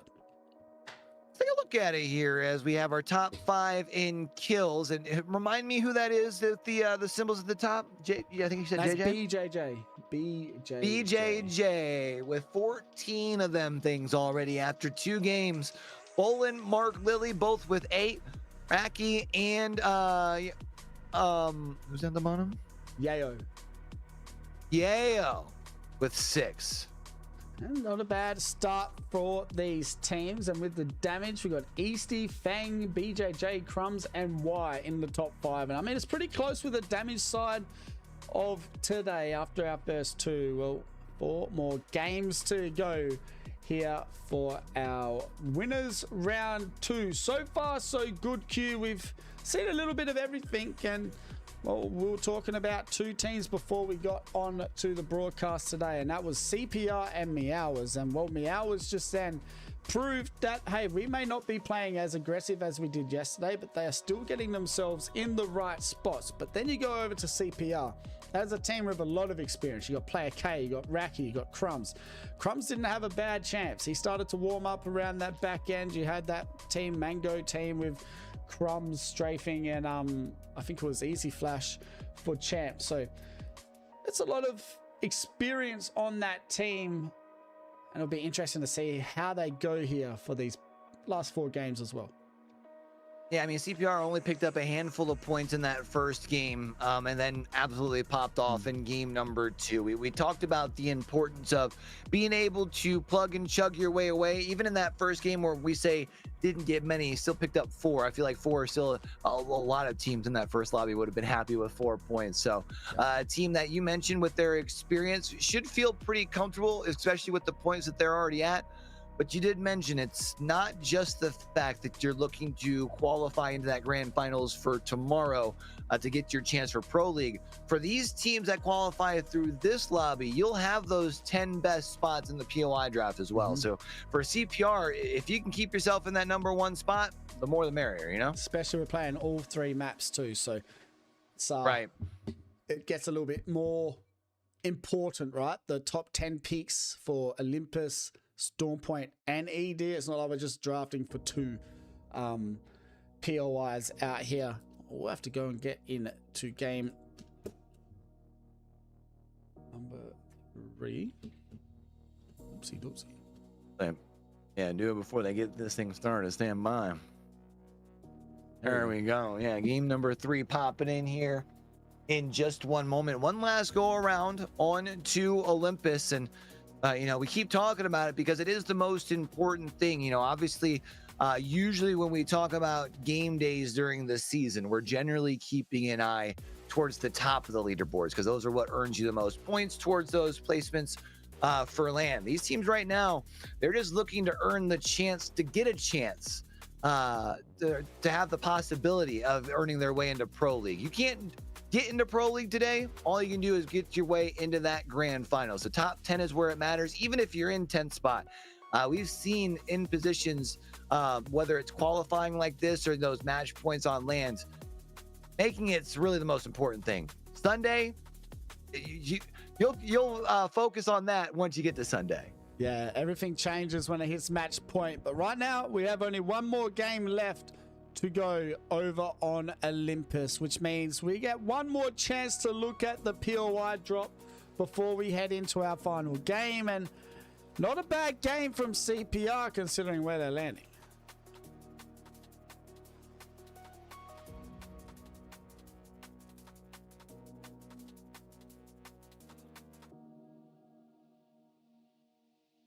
It does look like they did take Gravity Engine as well, so they have made their way all the way. Well, they did actually make their way all the way to the western side of that lobby, and they did it pretty well as we saw with their kills. And we're going to have a look as everyone is selecting their legends. There's a lot of Alta, a lot of Mad Maggies, definitely a lot of Watsons here as well for game number 3. Yeah, I was wondering if we also might see, you know, I said Valkyrie, and then I was sitting in the back of my mind, wasn't Watson the one that did get banned incredibly early? I think, was it regional finals, or maybe it was the last week of regular season, and it was because we had Olympus going on, and that does look like maybe might end up being the case. And I had gotten muted because I had to cough, and I was going to make the point for CPR. Yeah, dropping over at Gravity Engine, making their way towards Dockyard, showing their fighting prowess in that last game. Basically puts the rest of the lobby on notice here now for this game number 3 as they do land more central zone. And as far as where we might be heading for this 3rd game, well, it looks like we're at least keeping things down on the southern side. And for teams like KPY, Gen Z, and Reform, they'll be very happy once they get that information. That they will. It does look like we are definitely heading south here for game number 3. And Bonsai will be the place that we are calling home for game number 3. We can see that is a pretty handy spot to be in if you're KPY. Yeah, this is a team that we had talked about earlier, was able to find a lot of success yesterday with their fighting. Here, as far as for today, KPY, maybe not necessarily quite the same success, but they're still top 5. And, well, I can't say not quite the same success. 13 of their points have came off of the back of their abilities in the 3v3. We did see Orange took game number 1. Didn't quite add too many more points to their tally. We'll see what they can do here in game 3. Bitcoin to move, starting to try and get some KP on the board. They've had a pretty tough go so far, and they will get down 1 from that drop. They're trying to take the evac tower as last stand. Well, the last one standing here is the Watson, looking to try and get the reset for game number 3. Yeah, well, they will be able to, as well, as it looks like they've taken control of where Bitcoin to moon actually land. Yeah, and they'll have stabilizer to themselves to be able to get reset, so they'll be fine back to a full 3 here shortly. Meanwhile, more teams starting to make their way down south, as it does, as you had mentioned, look like we will be heading down towards the Bonsai-ish direction. Rogue does look like they've already got a team right by them. Or no, they were sending shots towards one of... Were they shooting each other? Question mark? No, they got someone. They got one of the man from Orange. So Orange down to a door.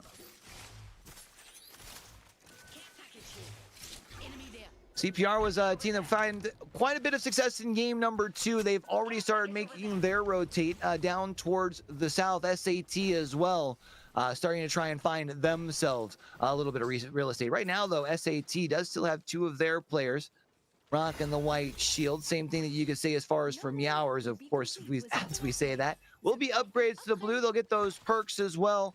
That'll help make themselves just a little more armed up for this mid game. Meows, Orange back as a duo, do have a beacon though, so they will be able to get a reset on the top of Hammond. Does look like that's exactly what they're going to do. They're going to get their day 1 brother back here and make it 20 squads with 60 men still on the battlefield. And I don't know if there's anyone that's close enough to where they're at that will push this respawn either. The closest team technically would be the squad that's over in Estates, which is Meowers, but there's really no reason for them to make a push all the way over here. So we'll be back to that full 60, and just as much as there was some early fighting, you wouldn't know it if you looked up in the top right-hand corner of your screen. But there's still some more fighting that is going on. It's Bitcoin to Moon, who have found Last Stand. Last Stand, remember, they fell to 1, and now it looks like they could be falling once again here in game 3. Yeah, they're being aggressive, and this is what they started to do yesterday when they were having a tough time getting KP, and looks like they will get down 2, and Last Stand, they're in some trouble. As Bitcoin to move, they're looking to wake up a little bit here for day number 2.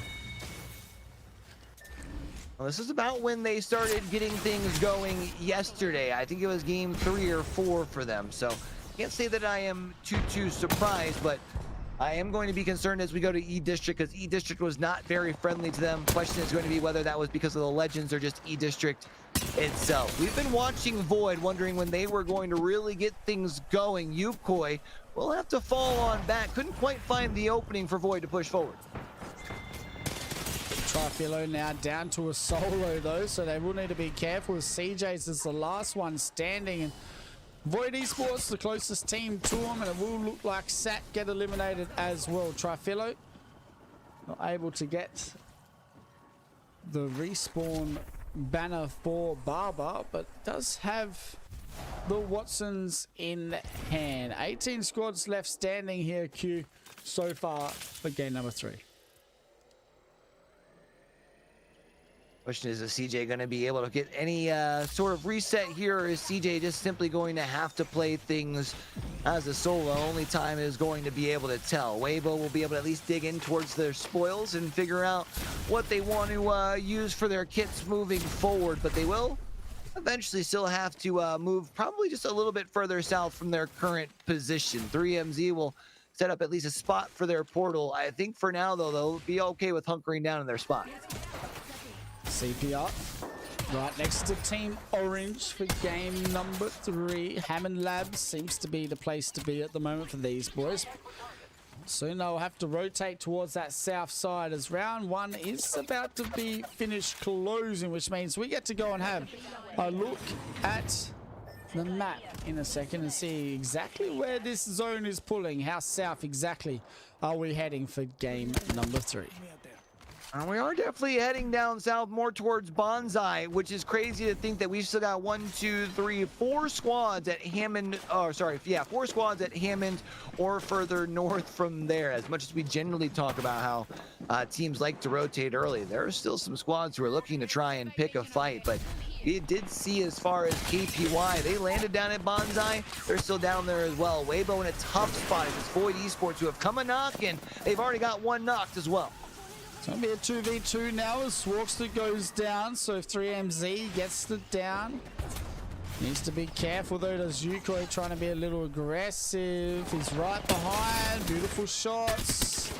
We'll get down 3MZ, and now all of a sudden Weibo gaining on the back foot. As Yukoi looking to try and get the reset. Weibo though, as a 2-man as well. We'll need to be careful. Bakary Bird, I don't know what he was doing on the height like that, as Meow was now needing to try and get the reset as well. Swarkster back on his feet. Void Esports looking pretty good now that they get a chance to reset. They have been able to get a reset. They're able to get back up onto their feet, and now they'll look to try and play it nice and wide. They'll be able to use that Watson to fortify the spot that they're currently playing from. Bitcoin and Moon will drop from their elevated spot as they'll look to try and finish up day 1. They got the knock on them, be able to find up the complete finish as well. They'll be able to find some safety inside. Beautiful shots from Small Fish, and this is the Bitcoin to Moon that we know. These guys were really aggressive in games 3 onwards yesterday, and they started to get some victories on the board as well. And as we can see, they aren't stopping. Small Fish is trying to find exactly where this Pathfinder has gone, and they won't stop until they get this kill as well.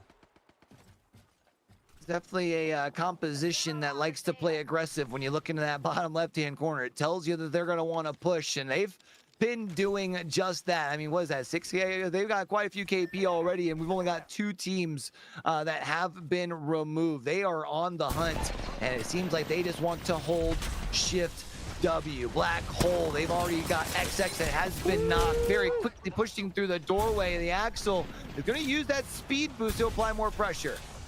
It's going to be a 2v2 situation, but CPR looking to join the party as well. So all of a sudden, it was a pretty even fight, but not anymore. Raki needs to be careful. It does look like the player K has made his way in. There's only 1 man left standing for 2C1 NAM, and it is gonna be, oh, can player K get it done? Raki now needed to kill the last one, but player K will, and just like that, 2C1 NAM are gonna be put down as Fizz6 Gaming look to join the party here as well to get some KP on the board.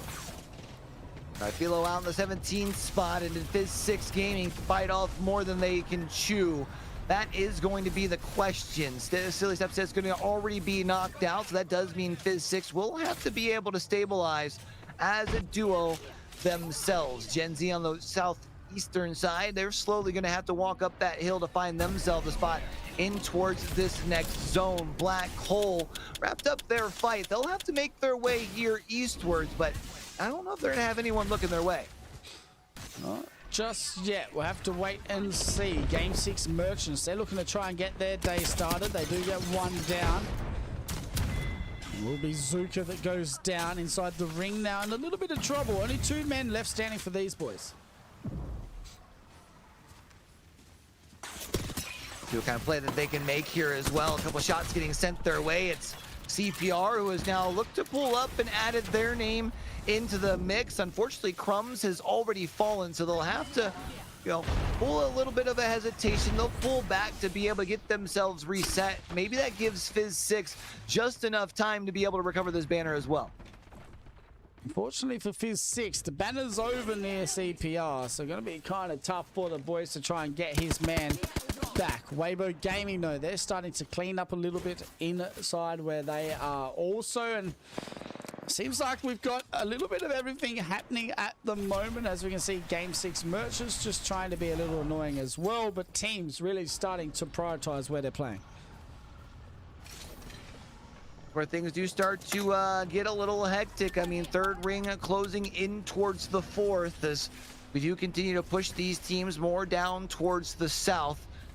As you did mention, they weren't going to be able to get to that banner versus Fizz 6. They'll have to craft it there and get back to a full 3. Meanwhile, QWQ have Reformed on the other side down here at Bonsai. Reformed will send Maggie Ball out to at least be able to keep them pushed on back. Meanwhile, we're up on the northern side of the zone where Void's taking a fight. It's going to be Void Esports getting rid of Weibo Gaming, so Weibo will get eliminated. We now have 14 squads left standing. Beautiful shots coming out here as well, as it is going to be Lux getting some KP. 13 squads now left standing. Fizz 6 Gaming getting some KP as a 2-man, and it looks like there's just action a little bit everywhere at the moment. It's a 1v1 in this, it was going to be a 1v1. It's a 1v2 situation now. Ukoi nearly being able to give it to Bitcoin to Moon, but Bitcoin to Moon just adding some more KP on their tally. That is 12 kills already so far. Black Hole starting to get some shots going as well, and it seems like with all the fights that are happening on the map, 12 squads somehow still standing. Not going to be standing for very long, though. CPR and Black Hole, only one of these two teams is going to be able to walk away from this northwestern side. Unfortunately, Crumbs already on their back. Rocky will join them, which means it's all going to be left to player K. Alternator in hand, trying to use the Watson fences to stun the opposition to buy a little bit of additional time, but a CPR will eventually be taken out, and that's because Fizz 6 does indeed craft their third back into it, and they'll come in for the third party. Fizz 6 get back into the lobby as a full 3-man, and now this team gets to be able to do what they were trying to do in game number 2, and that is get a victory. 11 squads left standing. They're on the west side of zone, cleaning up KP at the moment. They only have to worry about a solo as well that is playing a little bit more on that hill on the southern side. The problem is, though, they will have to rotate, and it is going to be a little bit low ground compared to the rest of what zone is in front of them. Quite a bit of a rotate as well. A lot of teams have already started making their way on in. They'll be one of the last ones to the party, and there's not too much real estate to be played. Fury will be the next squad that is taken out. Bitcoin and Moon again continuing to add to their tally, but now it's Game 6 Merchants who are playing from the high ground, who get that extra sort of angle to be able to apply that additional pressure. The Thermite comes out as well. Meanwhile, Meower is looking to try and take a fight down on the southern side of the zone, as they're looking to push as well. The team's now starting to try and make their way into zone. You can see Reformed also still holding this spot with the stairs, but so many Mad Maggies in the lobby. All I can see on my broadcast tool is riot drill after riot drill being sent out and about, with some wrecking balls still in the hand. Rogue, well, they're going to get eliminated by Reformed, and we have now 9 squads left alive with round 5 a minute away from closing. Fizz 6 does have this high ground, and I'm really liking the position that it does put them in. Game 6 Merchants, while middle of zone, they'll have quite a few teams that will be looking their way as teams do continue to close in with this 5th ring. Teams of the likes of Fizz 6 Gaming, Reform, trying to apply some pressure. Don't know if there's going to be a chance to get their third. Back up onto their feet. Gen Z will be taken out, but Reform now have to turn around. Nice shots getting sent by the RE45 here from Cole, but it's Meowers who are all now left. The Bakary Boo is the last one alive. It's going to be Clay Yoshi and Boogsy that need to try and get rid of the man Jay, and Jay well is going to go back to the height. Now that is smart for the man. If he can get the banners and rotate towards the right side. We will wait and see. But Jay now realizing that, well, maybe they're not as healthy as they look. He may be able to try and 1v2 this if he wants to. Has the high ground, has a nice little angle, that's for sure. We'll be able to get the bat to get full healthy as well. Question is, what kind of elevated angle shots can you hit as far as to open up this last bit of a fight? Instead, I think we'll go ahead and use the height. I thought was maybe gonna rip it and take it to the sky. Instead, just turns things back around. This 6 here is a duo on the southwestern side looking to stabilize. We'll wait and see. Fizz 6 Gaming looking pretty good, but they don't have Lux. Lux has been the one that has absolutely been dominating for Fizz 6 so far today. So we'll have to wait and see how it's going to work out for Fizz 6 as a duo, as we have 6 squads still standing, Q. 6 squads here, round number 6, as we can see in the hours. They're going to be getting eliminated. Bitcoin to Moon, they go out with 16 kills and a top 5. Surprisingly enough, on the low ground, feels like there's a chance that Game 6 Merchants might actually have the best position in this, because the other 3 teams that are wrapped on the other side of this big giant wall, it could force those 3 squads into one another. Of the likes of KPY, who did land down here in the Bonsai Plaza, they didn't have too far to go. Fizz 6, however, might be the first of the 4 to be eliminated, and that's exactly the case. Yeah, they're going to go out, but they've still done enough, I feel like, to hold that top 10 spot for now. Fizz 6 with 31 points after 3 games, and we saw the cutoff yesterday was at 30 points, Q. If that's, we're going off that, the boys have cemented finals so far. Formed playing from the stairway. They're gonna have to wait for their full send to ascend over this wall, see what kind of space they can buy for themselves. KPY do sit right on the other side. We talked about the low ground that Game 6 Merchants were playing from. They've now found themselves up here where we had seen that elimination prior, and it gives them a good lay of the land, especially with the Kraber in hand here of Raza, gonna be able to land the first shot for a decent 150, and now that should buy the room for their teammate to be able to push down and follow it up. Don't know if they need to be moving too far from where they are. They're in a pretty good spot, obviously playing on that bridge. They get to look down on all the teams that are currently playing beneath them, and that is all 2 teams. So at the moment, Game 6 Merchants, it's really theirs to lose. Like they definitely put themselves in a position to walk away victorious here, as long as they don't overextend. Looking for a shot. Nice to find a knock onto Boogsy there. Can you land a second? No, it's not going to be the case. Now it's just the double Mozambiques in their hands as everyone turns their attentions to the knocks. He doesn't have much bullets left. He has 5 Mozam bullets and only 3 Kraber bullets left as well. So I have to wait to see how this works for Game 6 Merchants. Nico trying to get some KP. He is overlooking it. The Ultra Q comes up. Need to try and get some fences out here. Beautiful shots now coming out from Jay. That comes the Maggie ball. This should be an easy Game 6 Merchants W, and they will get the Game 3 victory here on Olympus. Big game for Game 6 Merchants. We talked about the low ground that they were playing on. They wrapped around. They were then able to take the high side, and they just overlooked the last couple of teams. And from there, it's just discipline that allows for them to walk away with the dub. It does keep them within that striking distance of the top 5, but most importantly, keeps them within the top 10 as well. Jay with a huge game, 7 kills to round out the top, or sorry, 7 of the 10 kills to round out the game for Game 6 Merchants. 2,800 damage as well for the lads, so not a bad game there at all from the man at Game 6 Merchants. Well, that is what the match summary looks like after that game. 22 points for Game 6. You have KPY with 15-point game, Reformed with a 13-point game, Fizz 6 with 14, and Bitcoin to Moon. Well, they've decided to wake up a bit here. They now have 20 points. They had a 16-kill top 5 game, which could have been insane if they had survived a little bit longer, got to that top 2, top 3. They could have ended up around the 18, at least 21 kill mark as well, which would have been nuts. Let's go and have a look at the series overall and then what legend is banned. And well, CPR, they're going to lead the way here. After our first 3 games, KPY sitting second, Black Hole third, Physics Gaming fourth, and Weibo Gaming rounding out our top 5. That top 5 is close, man. 5 points separating first and fifth. But most importantly, of course, as we do move towards the back end of this block, we'll start looking towards that bottom end of the top 10, because right now it is 2 points that separate 10th and 12th. I anticipate that gap ain't going to be much different come the end of game 6.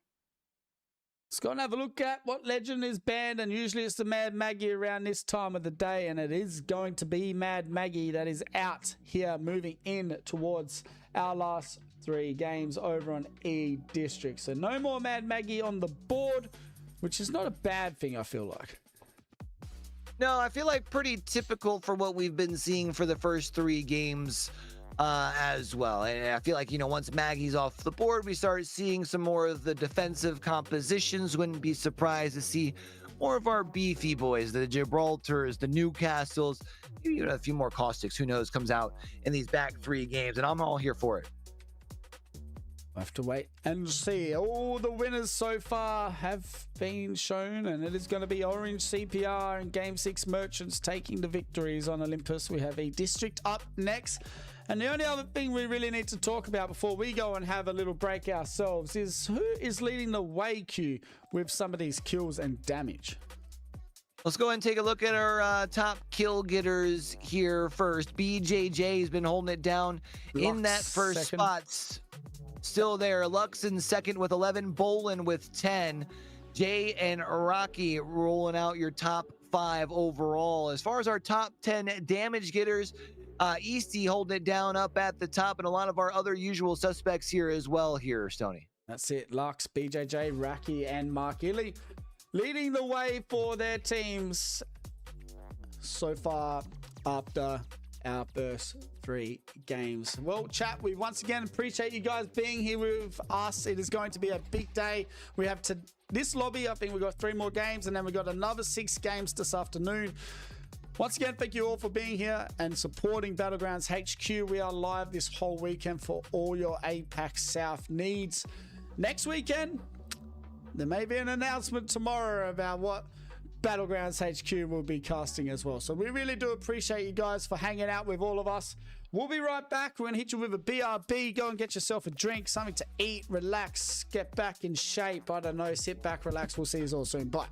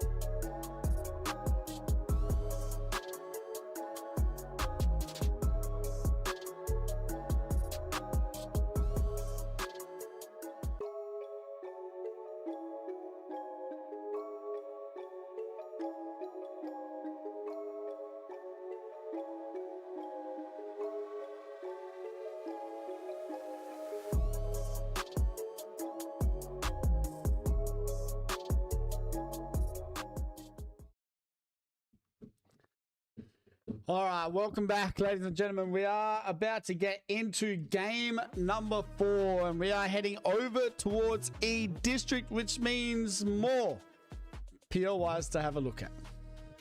Yeah, let's go and take a look at an E District. I always enjoy watching, although it does get hectic and chaotic towards the back end. Because a lot of these POIs have a lot of real estate for these teams to be able to play. We've been, especially when we see games go towards like City Hall, Energy Bank. Even when we've had games end up towards that Electro Dam and Heights area, there's a lot of places for teams to be able to coexist. So it means that now as teams are really going to be locked in, trying to really ensure that they can secure away one of these top 10 spots, it's going to be some fun end games down these last 3 games. It's going to be tough for teams as well that are on that bottom side of the leaderboard. You got Trifilo, Gen Z, Fury as well, Rogue, all on 6-7 points. You got Inside the Ring and even Void Esports. That's right. Yep. I did that. I kind of walked into that one. That's my fault. But we you know, Void Esports, I talked about them earlier about how good they were throughout CC and how much they deserve Pro League as well, or a chance at least to make Pro League, and that is at least being in that finals lobby tomorrow afternoon. It's tough goings at the moment for those lads as they have only 6 points on the board, and I can't see exactly where they're landing at the moment because my eyes are, I'm just getting a little bit old, but they need to hope that they get some pretty good POI pulls towards them here for these last 3.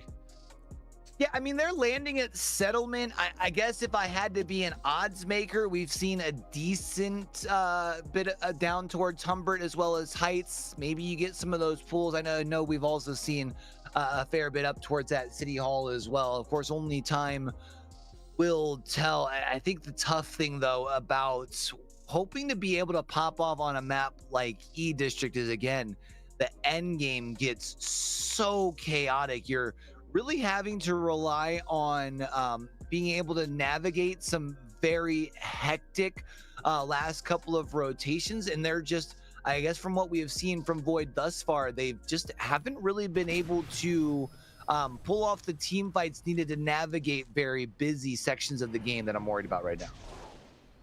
Which is not like Void. They're a very aggressive team, and they usually do pretty well as well in their fighting. I feel like they're getting themselves into good positions. With the amount of third parties that we did see in Phase Driver when they were there, it was kind of hard to stay alive. Well, let's see if they can get some momentum going. We've had our 20 teams have already taken to the skies. They've got their boots on the ground. It's time to get looted and booted and figure out exactly which way we are heading. It does look like more than likely going to be more towards the Energy Bank area. So, well, we are talking about Void Esports themselves landing there at Settlement. They're not going to have too far of a rotate. They'll have a little bit of information here as well. And Void Esports, which was kind of what these guys need. Go and find somewhere to play, lads. Go early, get yourself somewhere nice and relax. Oh, obviously, you need some loot as well, but you're in a pretty good spot to try and make this game count. I feel like, you know, where you're sitting right now, if you're Void, probably not pressing the panic button just quite yet because they have seen the success that they have throughout the course of the Challengers circuit, right? Like, there's a reason that they were one of the 2 Challengers teams that didn't play yesterday. If you do have another stinker here in game number 4, though, then all of a sudden you go from, maybe we should just play typical, like, meta sort of compositions and just apply extra pressure, to where all of a sudden this team might need to, bring out, like, the ace that's up the hole and see if they can find themselves something different to really switch things up. Might be interesting to see how they go for this game at number 4. SAT looking to make their way into Energy Bank as well. Well, lucky for them, it doesn't look like many other teams are making their way as fast as SAT, so they should be able to find a pretty good place to call home here early. Imagine they'll try and at least scoop their way through this northern side. Does look like more teams that have at least already started prioritizing their rotate towards Energy Bank are expecting this to be more towards that choke point, kind of between Energy Bank and draft point. So that does mean SAT should have some extra time on this northern side. However, if they keep counter rotating in the direction that they are, it could potentially be heading in the likes of some of our fighting squads like Meowers here. Weibo Gaming. Right next to Rogue, as Rogue look like they have lost a member. I don't mind where Weibo are playing either, because if it does pull more towards the south side of Energy Bank, it's not too hard of a rotate, considering they have that altar and they have that entry damage with Bolin on the fuse. So as we can see, it does look like, though, for sure that, well, Rogue, they're in a lot of trouble. They lost one, one's down. Locks the last one left is the Gibby. I guess if there's any good news is Gibby, he's got some burners on him now and has, well, I was going to say the ability to tuck tail and run, but Last Stand says this is going to be your last stand. They'll take Rogue out. Rogue will indeed be the first team that is sent back to the lobby, and that's good news for Last Stand because they currently sit just inside the bubble. If things were to end now, they would literally be the last team advancing to our grand finals directly.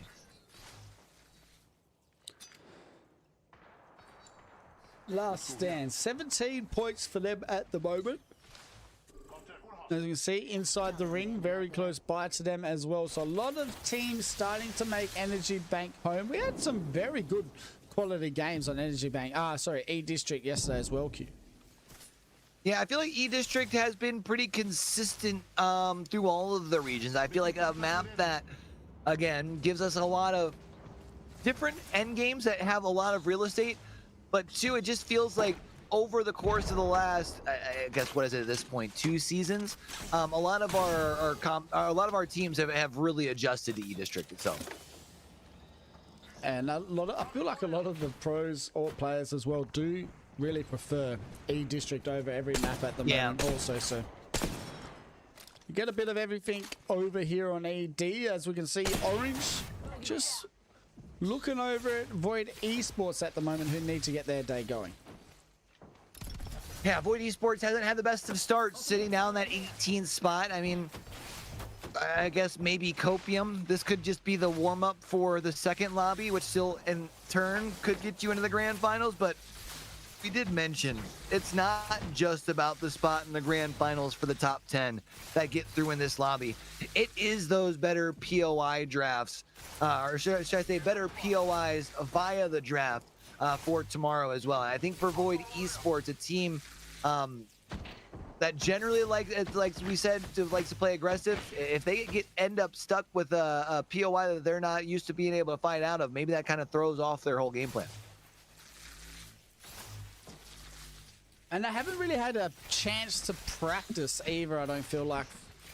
You know, if you don't get second or first pick, and that's all you've been practicing for the last month, well, you know, it's kind of hard to try and wrap your head around as well going into a finals lobby for tomorrow. Considering how much is on the line, everyone might think, oh, well, it's only 8 spots for Pro League. It's a lot more than that. You got a good chance to make yourself head to Vegas and also cement a spot champs in just this next split alone. So I have to wait and see which team wants it more, as we are currently watching the top 20 at the moment to make their way there first. Beautiful move in. Where the hell did that Gibby just go? He disappeared. Yeah, I don't know if he got kicked up and then there was also an altar portal there or what it was. They definitely had a little bit of black magic or something, but CPR now sit on the other side of this altar portal, and they have set up the perfect trap. They're able to find one knock, and it will be Tri-Philo, who then fall back and end up getting taken down. And they're going to be our second team eliminated. Well, they're 2 teams that are gone, 7 points and 2 points for the day. Tri-Philo really having the Not the best day, considering yesterday they didn't do too bad. Still some time, I guess, considering, right? I mean, I know I did mention for some of these teams, you go out early here, you might need to up the pace, but we did talk about yesterday, and there were a few teams that were able to make some magic happen if you can still put together two decent games in games 5 and 6. KPY, currently, as far as for them, they've had I guess you could say a relatively decent day. They're looking to continue to add to their tally. They currently sit in that second place. And of the teams that are within the top 5, they've probably got the most, I would say, healthy balance of both KP along with placement points there. They've been putting themselves in some very good late game situations. They are. They are. We still have 18 squads left alive. Let's go and have a look at this zone queue and see exactly where we're heading for game number 4. And as you can see, a lot of teams already in that middle bit of zone. Good reason. I mean, while there is a lot of real estate that can be played, there's some spots, especially here in Energy Bank, that I do feel like teams know, especially on the southern side, that do give you a little bit more of an advantage. Black Hole trying to get things going. SAT, the third squad that is eliminated, as now Black Hole will look to try and take over this building and be able to set up shop for themselves, because they know there's a good chance a third party's coming. Yeah, BJJ getting going again at the moment, looking pretty good. 17 squads still standing. You see Bitcoin to Moon playing a little bit relaxed now. They had their big game and that put them into a pretty good position. Only 20 points at the moment, but they are equaled with Meowers, and they were our two best teams yesterday in that lobby one. From Bitcoin to Moon, they were able to use the back half of their series yesterday to earn themselves not only the chance to be in this lobby, but they got themselves a decent POI draft off the back of it, looking to try and duplicate that same success. They entered into this game number 4 in 8th place. And remember, you were the one who had mentioned that this was one of the squads that was able to really capitalize once the Sparrow has come out. We'll see how much they can do here in game 4. CPR might be in a little bit of trouble. KPY going up against them, and it looks like they will definitely fight this time. CPR now down to a solo. Need to be careful. As we can see, it is going to be player K who needs to... It'll be interesting to see what he does as the solo, if he can try and get some heals off here. As KPY, they're down to a solo as well, as it looks like they're dying to zone. They got Fizz6, who has pulled up and said ain't no party like a third party as well. And Fizz6 being the full 3, just trying to clean up the last little bits and pieces of this fight. You had mentioned, though, player K trying to stay alive. They were able to get those heals off. You know, there's one more player left on this high ground. They find the knock. However, that does get the attention brought their way. They try to use the gen to see if that'll help, but I think if anything, it just helps very minimally, as they will... Do they have enough time to get a heal? Yeah, they'll be able to get the heal in the bat as well. Yeah, it's got enough time for now. Pretty sure KPY, they're going to have to worry about just going to zone. And well, for CPR, you just got to have to hope that there's some more meds inside this box. And so far, so good for player K. 17 squads left alive, round 3. A lot of teams still in that energy banks area, so we can see Black Hole trying to make their way into zone as well. Black Hole making their way on over. They do still have that third from KPY that's technically floating in between the 3 of them. That's what's been pinged up on the bridge, and because of that, they'll look to get aggressive and clean things up. While maybe the Alter won't be able to clean it up, it will be the XX who just sits on the other side. No, actually, it was Pyrosama from another squad across the way that will be able to clean it up. So Black Hole not going to pick up that KP, but they will still be able to slowly make their way more down south. Black Hole looking pretty good here in game number 4. Had really good game number 1. Haven't really done much since then. 34 points is what they're sitting on, but I'm pretty sure they finished game number 1 with 26 or maybe 20 points. So have to wait to see how they go here for this game. As we can see, those CPR, beautiful fences there from player K, just sitting on the ultimate, as we can see, but he's just relaxing as I think it's black holes that he's sitting on. They'll never see it coming. However, if they never end up pulling the trigger, you will eventually need to move on in. I don't know if they're going to be able to get back to a full 3. So player K just simply hoping to earn, even if it is 1 placement point, which would be as one more team does get eliminated. I don't know if they're going to be able to get much more than that. Game 6 Merchants currently sitting in 6th, ironically enough, looking to see if they can slowly walk their way. They have to go just a little bit more off towards their east. They are rocking that baby comp though, which does give them the ability to fortify once they are inside the zone. I do like the teams that have decided to go with the Watson though instead of the Newcastle. I feel like that just gives so much defensive ability. As we can see though, Fizz 6 might be in a little bit of trouble. They need to try and figure out where to play here.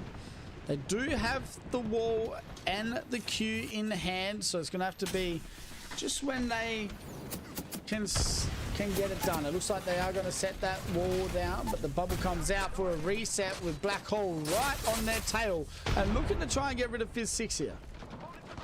That stun bubble going to be enough to keep Black Hole at bay, and it does look like as they were trying to set up for a potential push, it was BJJ who was looking to try and lead the charge. X gets shot in the back, which means they'll have to fall back. Meanwhile, Orange will also try and have to find and navigate their route on in. Actually, will be able to use a portal, it does look like, and unfortunately ends up right on top of Void Gaming, who will look to try and ascend up onto the roof. We'll wait and see, as Orange do have that altar, so they will end up maybe moving on in. As we can see, 2C1M, they're making their way through Energy Bank. As we can see, Game 6 Merchants have been eliminated.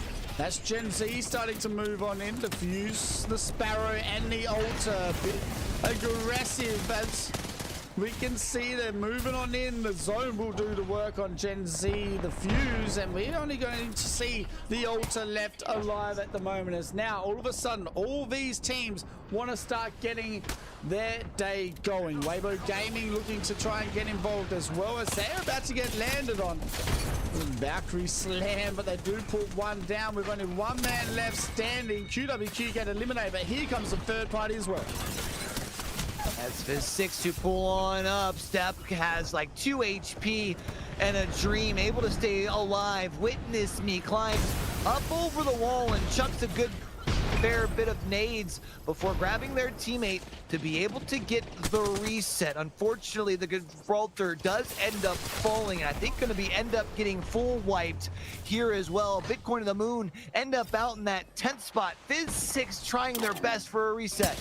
Gonna be a 2v2. Does look like Chago will need to try and get the job done. There's beautiful shots coming out.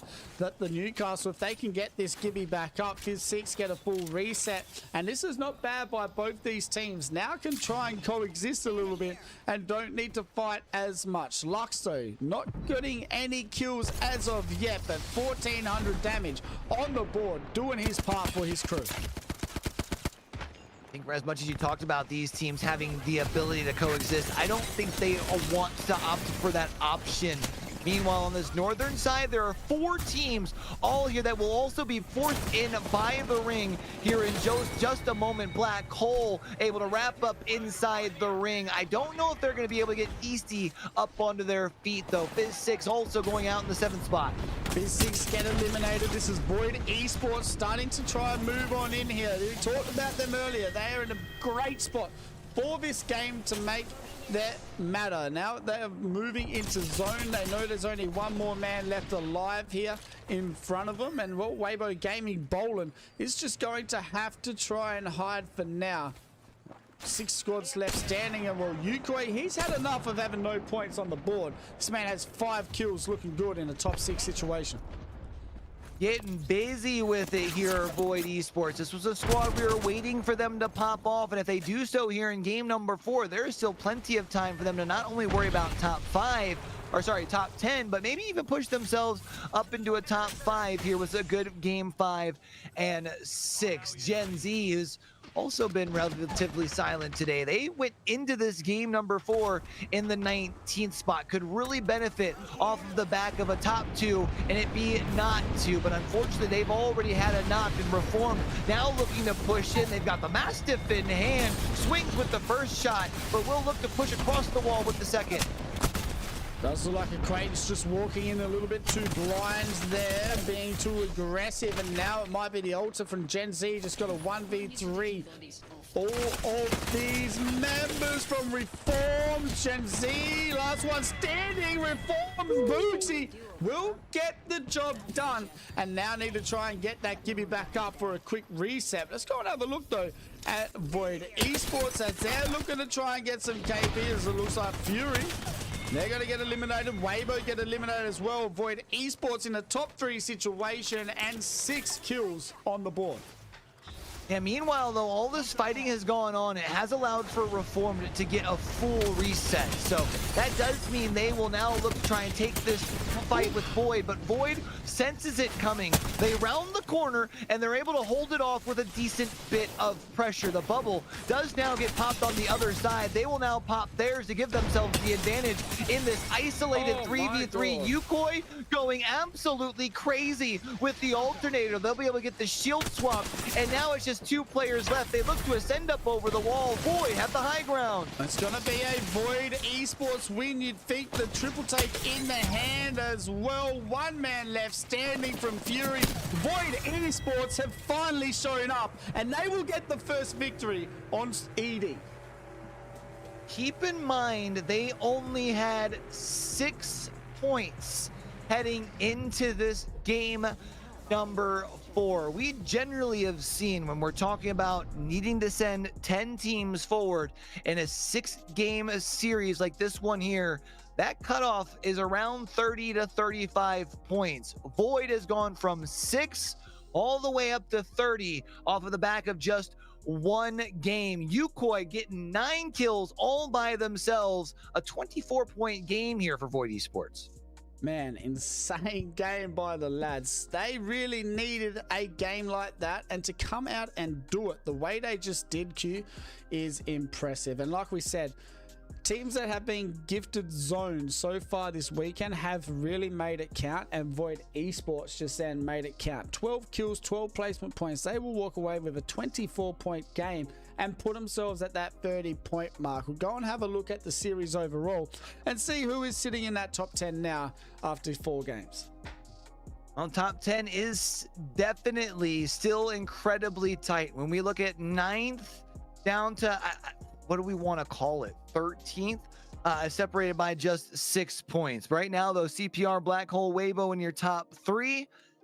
Look all the way down towards Bitcoin to the Moon, though. They were a team who were able to have a strong back half of their series yesterday. Already snuck up into that top 10 here for now, Stoney. That's going to be an interesting back end of the games. Meow is now falling out of that top 10. Haven't really done much since game number 2. They need to wake up now as well and get it going. Really don't want to be playing that one more lobby today to try and make it tomorrow. Let's just try and get it done now. Bitcoin to Moon, by the way, had like 4 points before game 3 started. They now in the top 10 with 22 points on the board. We'll go and have a look at what Legends getting banned, and it is going to be Gibby moving forward getting banned. That means Alter and Valkyrie still standing here in game number 5.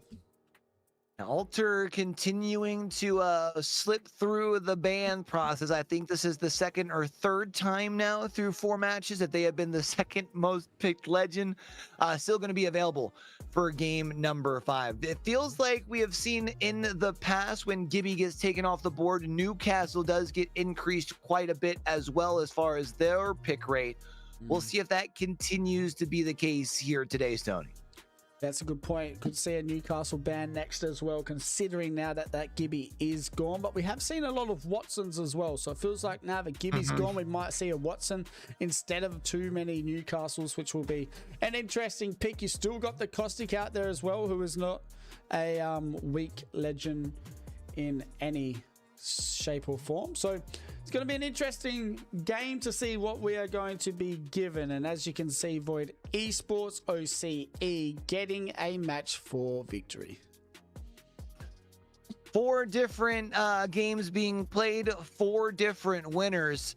I was going to say 4 different double digit, but technically Orange only had 8 in that first one. But all big games for sure. And if I'm not mistaken, all 4 of those teams do sit currently within our top 10, looking to try and make sure that they punch their ticket into our grand finals as well. But I guess while we're 4 matches on through, Stoney, let's go ahead and see as far as individually who have been our standouts. Let's go and have a look at our top 5 kill getters. BJJ leading the way with 19 kills. This man is having way too much fun out here today.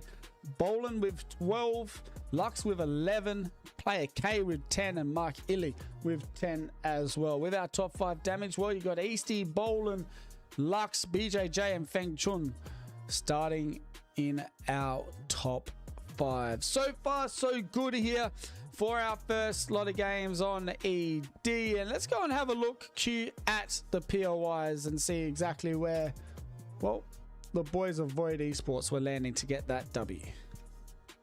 Well, Void Esports, while they might not have necessarily landed at Energy Bank, they didn't have far to go. We talked about them actually heading into that game number 4. They landed there at Settlement, a more central POI, and it ended up landing, or that end zone ended up landing pretty much right at that choke between Settlement, Energy Bank, and Draft Point. They were able to rotate early, and then they were able to hold off a lot of squads that tried to push onto their position, which was part of the reason they were able to pick up such a big game. And you would imagine with a central POI, they're probably going to have another game somewhat similar as far as rotations, right? They're going to have at least probably one more of the next 2 where they aren't going to have too far to go.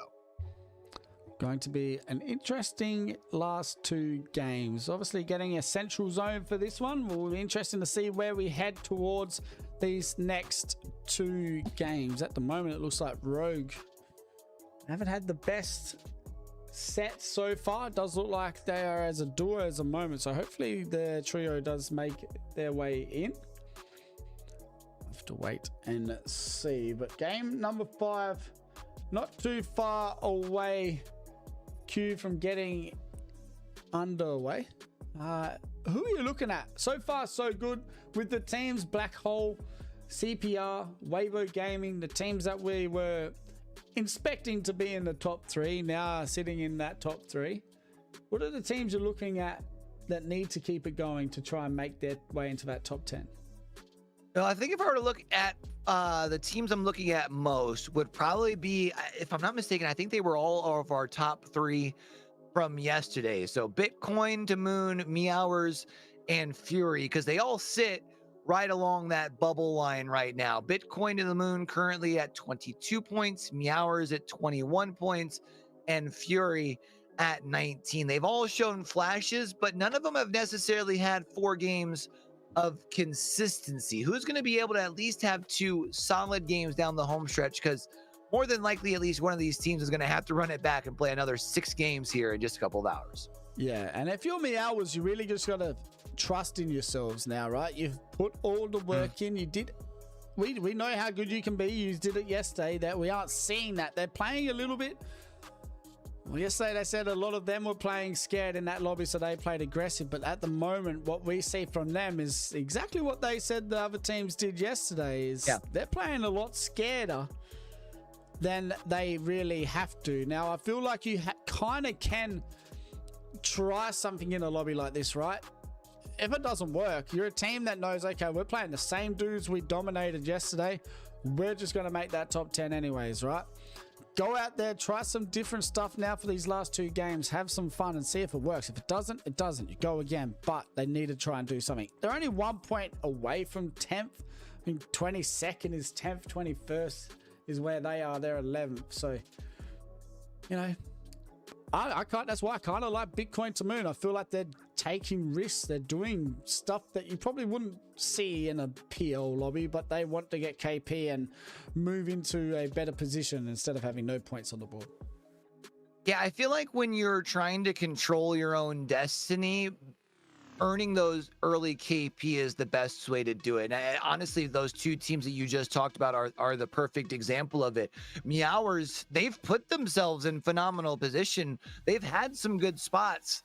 They just haven't really added any KP along with it. They've only got 7 kills, and they're 1 point shy of being in that top 10. Whereas inversely, Bitcoin and the Moon, they've got 16 kills. They haven't necessarily had the best placement, but they're still earning those points because they're winning those early isolated 3v3s. We know that Meowers have the ability to pop off.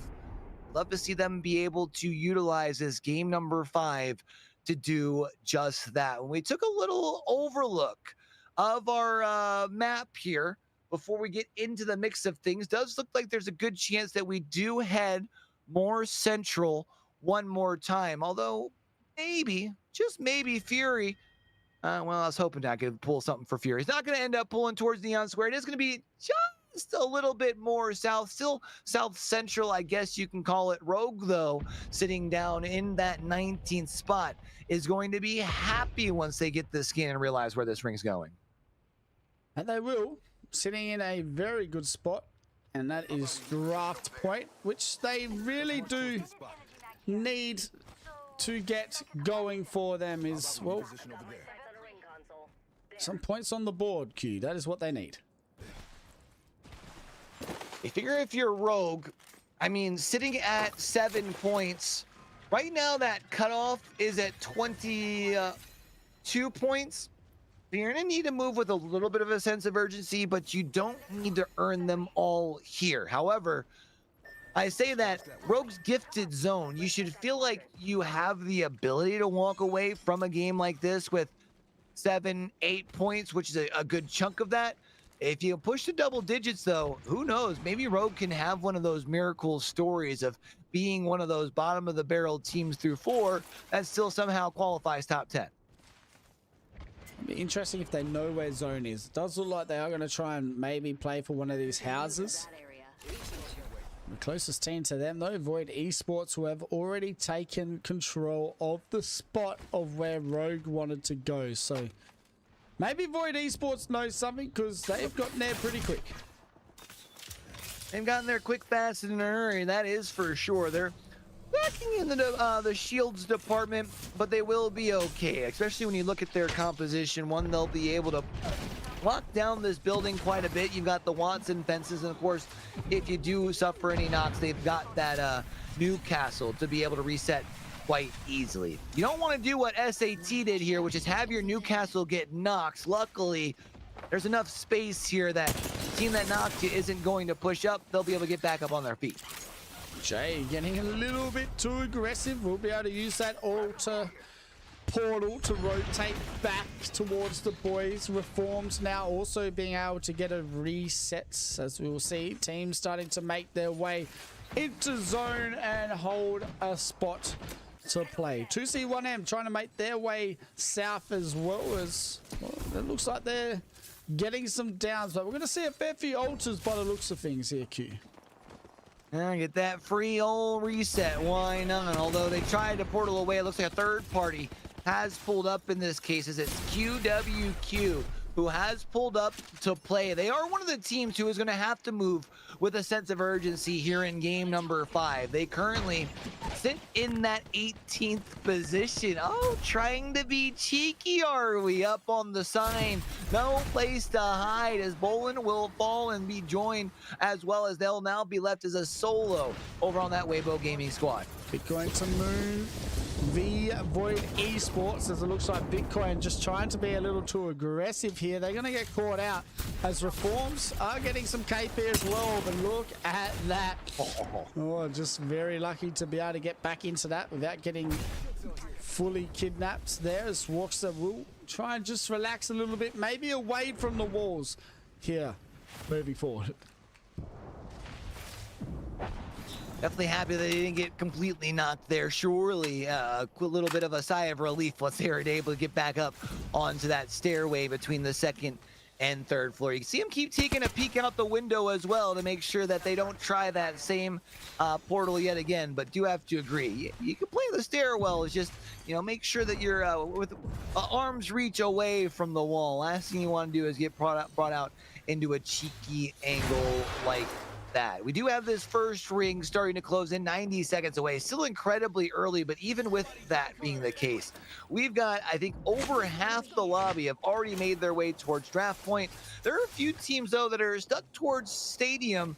I'll be curious to see if there's a awkward fight towards that choke point from stadium in towards draft point here. Round 1, 1 minute and 10 seconds away from closing. Everyone's standing here, Q. Wondering why that is. Well, Alter is available at the moment. If you go down, your team are basically there to be able to pull you back up. As we can see, Void Esports looking to try and get aggressive. Some kidnaps coming out as well, Void Esports, they will try and get the finish on one of the Fury members, and they won't be able to as well, we're going to have to wait and see how this works for the lads. Jukoi on the Wraith here for game number 5. Well, and have a good game number 4. It's definitely put them up into the mix here for Void. I mean, they're up in the top 6. You feel like another decent game would have them feeling relatively confident about that top 10 placement in their spot in the grand finals. Rogue already have Grand that they've got to find a way to get their death box recovered, and unfortunately KPY isn't going to allow them very much space. Matter of fact, Mark Lilly very quickly puts one down and will try and look across the way with a triple take to get the second. Yeah, not looking good for Rogue at the moment. Look at the last one standing. As we can see, Lux just having a look at what is happening in front of him.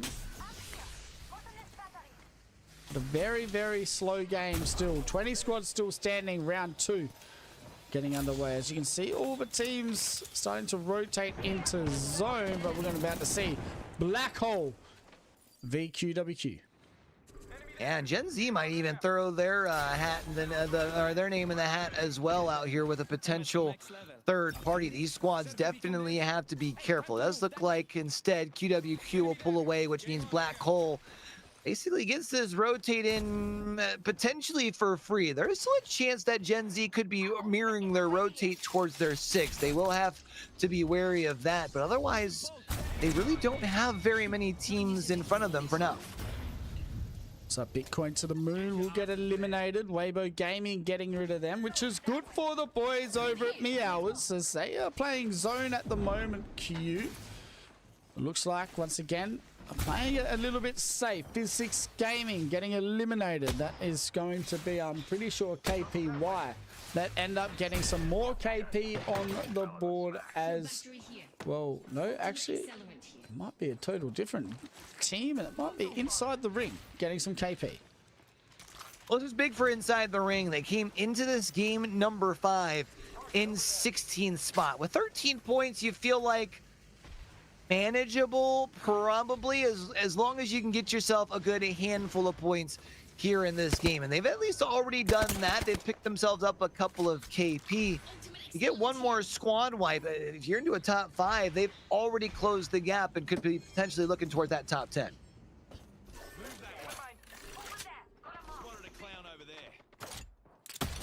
Black Hole looking pretty good. Last Stand also not having the best day. 18 points at the moment, but for them there's still time to get some points on the board. This is one of our second top teams from the Challenger circuit, and well, they need to get it going like Void Esports did in that last game. 16 squads still standing. Let's go and have a look at the zone now that everything started to slow down a little bit.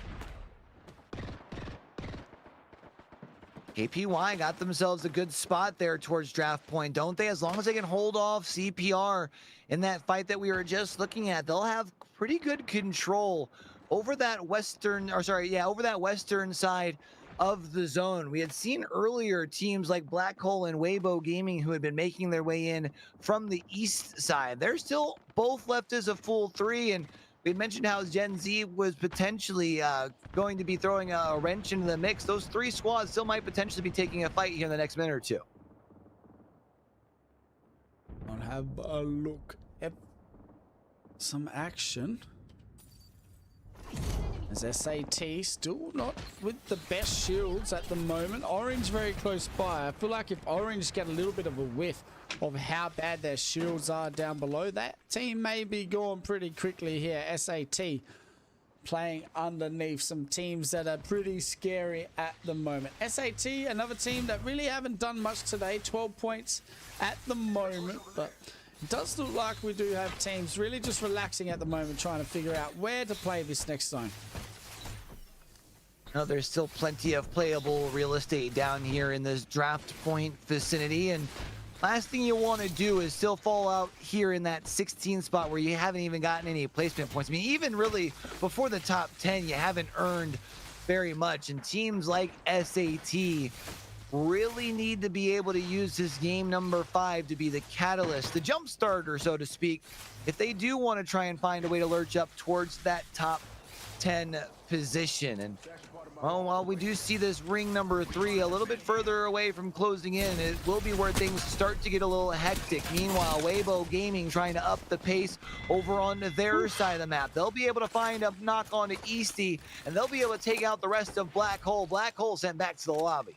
Weibo Gaming now starting to warm up. As we can see, Reformed also getting eliminated. So Reformed, they go out with 28 points on the board. They are still sitting in the top 10 for now, Q. Remember, 30th spot was where we were sitting. 30 points was where we were sitting for that top 10. At the moment, they're on 28. I think sitting 8th position. So very, very scary times for that team as well, as there's only one more game left after this one.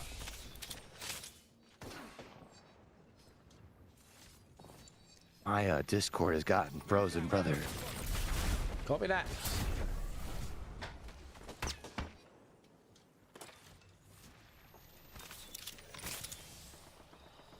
Go and have a look at the map for a second. As we can see, all the teams out here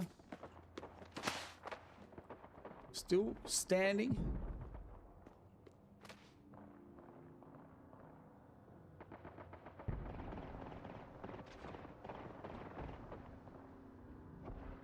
Sorry, guys.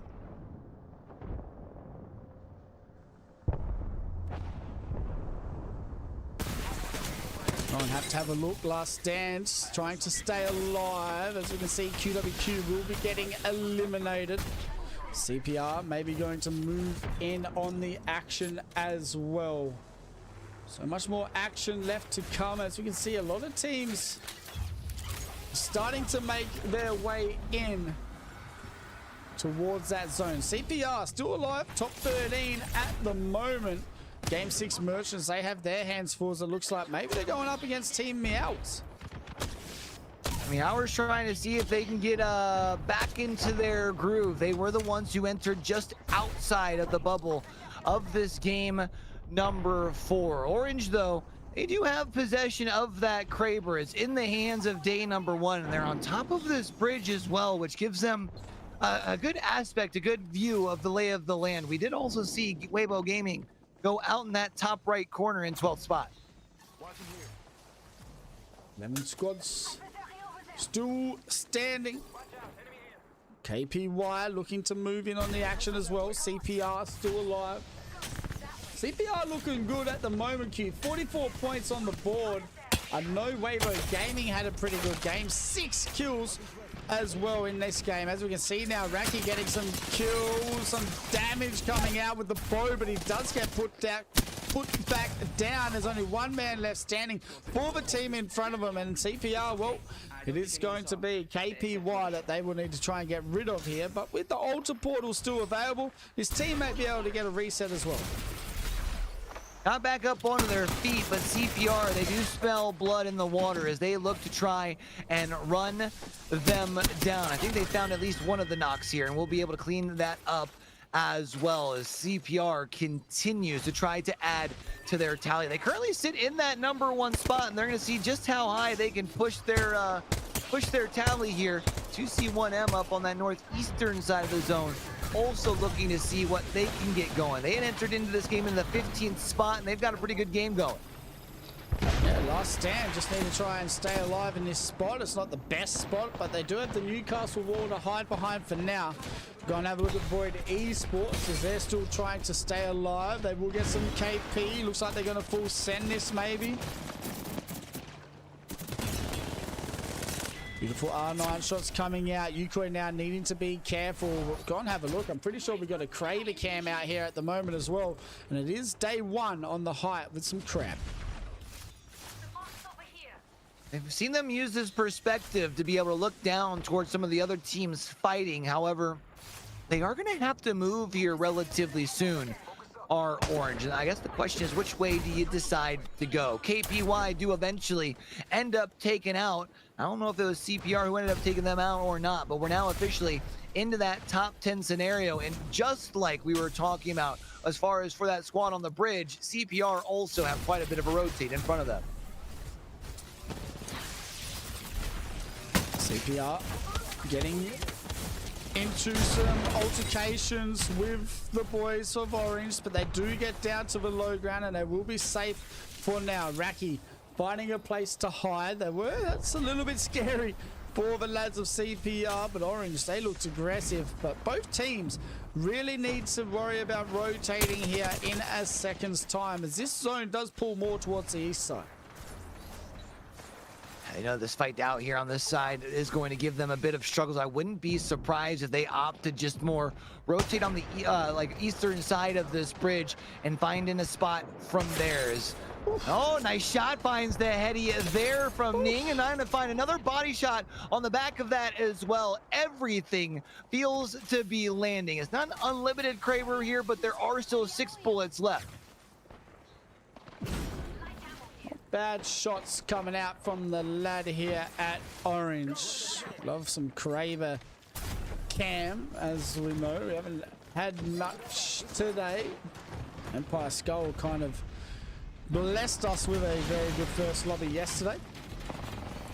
Does look like CPR might be in a little bit of trouble as Crumbs goes down, as it looks like they've gone low ground to Game 6 Merchants, and they might be getting eliminated here as Nico with the triple take cleans up CPR, and that is going to be all she wrote for the lads at CPR. Question is, are we going to be able to see Game 6 Merchants be able to stay up on their feet, as the third party does seem to have pulled up and have tried to see if they can take Game 6 Merchants down. They do have that pylon, however, and that will help them stabilize and be able to get reset. Orange over here on the high ground do also still have themselves a full 3. See if they can maybe find a way to push forward from there. Beautiful Kraber shots that were in our game so far, as we can see Orange making their way still alive. They do have double Kraber, I think, on the high. Only one Kraber shot left in the hand for day one, but Ning still out here, I'm pretty sure. Oh no, they've both now got no Kraber, so no more Kraber up top unless they can find some unlimited ammo. Yeah, are just gonna have to play this thing as a duo from here out, unless they have Moby in some way to be able to get Skull back in. And if there's anybody to be missing from your squad from Yowers, Skull is definitely, their impact is going to be missed. Bakri Boo trying to play back behind the pylon, just to give them a little bit of extra cover. They'll be able to stay onto their feet, at least for now. I don't think they're gonna want to take that altered portal though. They're just gonna want to try and stay out of sight, out of mind. Nice shots coming out from Jay. He's going to go down low. Barry Silver, last one left standing. Out comes the Watson pylon to try and hide behind. It's not going to do the job. Orange now getting the job done. Game 6 Merchants. Well, that's not good. Your Newcastle going down with 5 squads left is kind of scary. But Orange getting looked at by every other team. This is maybe good for Game 6 Merchants, but I might take that back. But one team that is still standing out here, SAT, looking to try and get some points on the board. They need it in a bad way too. They were in the bottom 5 before this game number 5. Doesn't look like they picked up too much KP, but of course a top 2 gives you at minimum 9 placement points. A couple of KP from there gets you over that double-digit line. Game 6 Merchant still relying on Raza as the lone player still left alive, has the double P shooter in hand. The 2020s aren't going to help do too much damage. Ends up dying to the storm as 2C1M looking to try and see if they can pick up their first dub. 2C1M now being aggressive. RE45, R9 in the hand. It's going to be all she wrote with 2C1M putting the pressure in from the height. It is going to be a duo v a duo though. Beautiful R9 shots from Wyatt. He's going to clean it up. 2C1M take the victory for game number 5. Why absolutely melts to open up that final 2v2, and it is then just easy pickings to clean things up from there. And as much as we are talking about SAT looking to capitalize with a big finish in game number 5, same could be said for 2C1M as they had walked into this game number 5, I think in 15th place. And off the back of that, now find themselves in the top 10. Yeah, huge game by the lads. 2C1M getting the victory. That is a 10-kill win. 22 points for the 2C1M lads. Here, one of our Pro League teams that we have had the pleasure to watch in Split 1. Getting their name on the board here, Q, in game number 5. A reminder to everybody that is still in this lobby, one strong game, no matter where you're at in the scoreboard, can put you up within that mix when the lone goal is simply putting yourself into that top 10. 22 points for 2C1M. SAT, Last Stand, Game 6 Merchants, and Orange rounding out the top 5 for game number 5. But let's take a quick look as far as how that puts everything on the series overall. And again, keeping in mind that this is a team's last chance to squeeze into the top 10. Yep.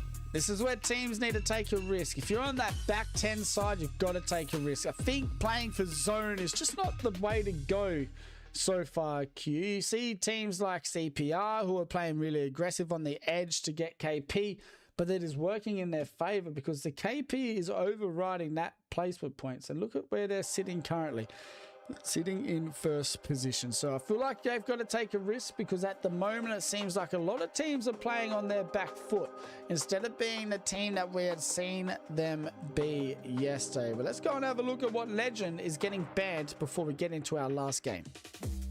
Let's go ahead and take a look at it. Who's taken off the board for these team compositions? And it's going to be the Alter, which I gotta say is a surprise. You would have had to have guessed that with both Newcastle and Watson on the board in game number 5, one of them would have ended up being the ban. But Alter, 15 picks, means that both Watson and Newcastle will be on the board for game 6.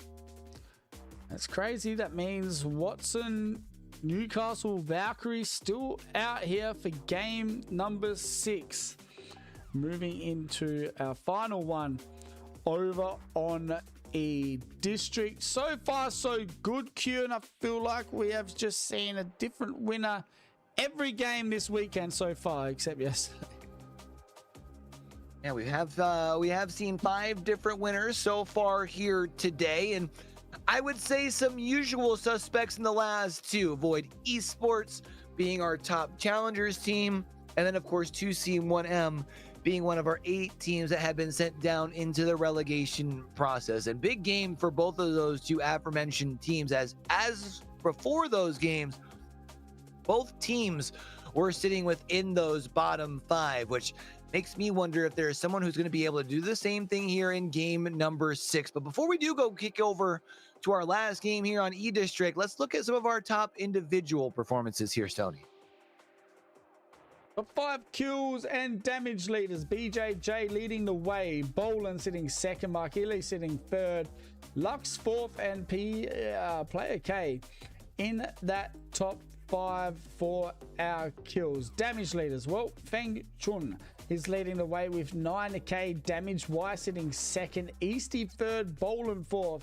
And Lux in that top 5 spot. So far, so good, Q. We have one more game to go before we get a little break, before we head back into the games this afternoon to see which 10 teams will be going into finals and which 10 teams will be going home. But the last game we get to watch is next for this lobby, and that will tell us which 10 are going into the finals lobby tomorrow.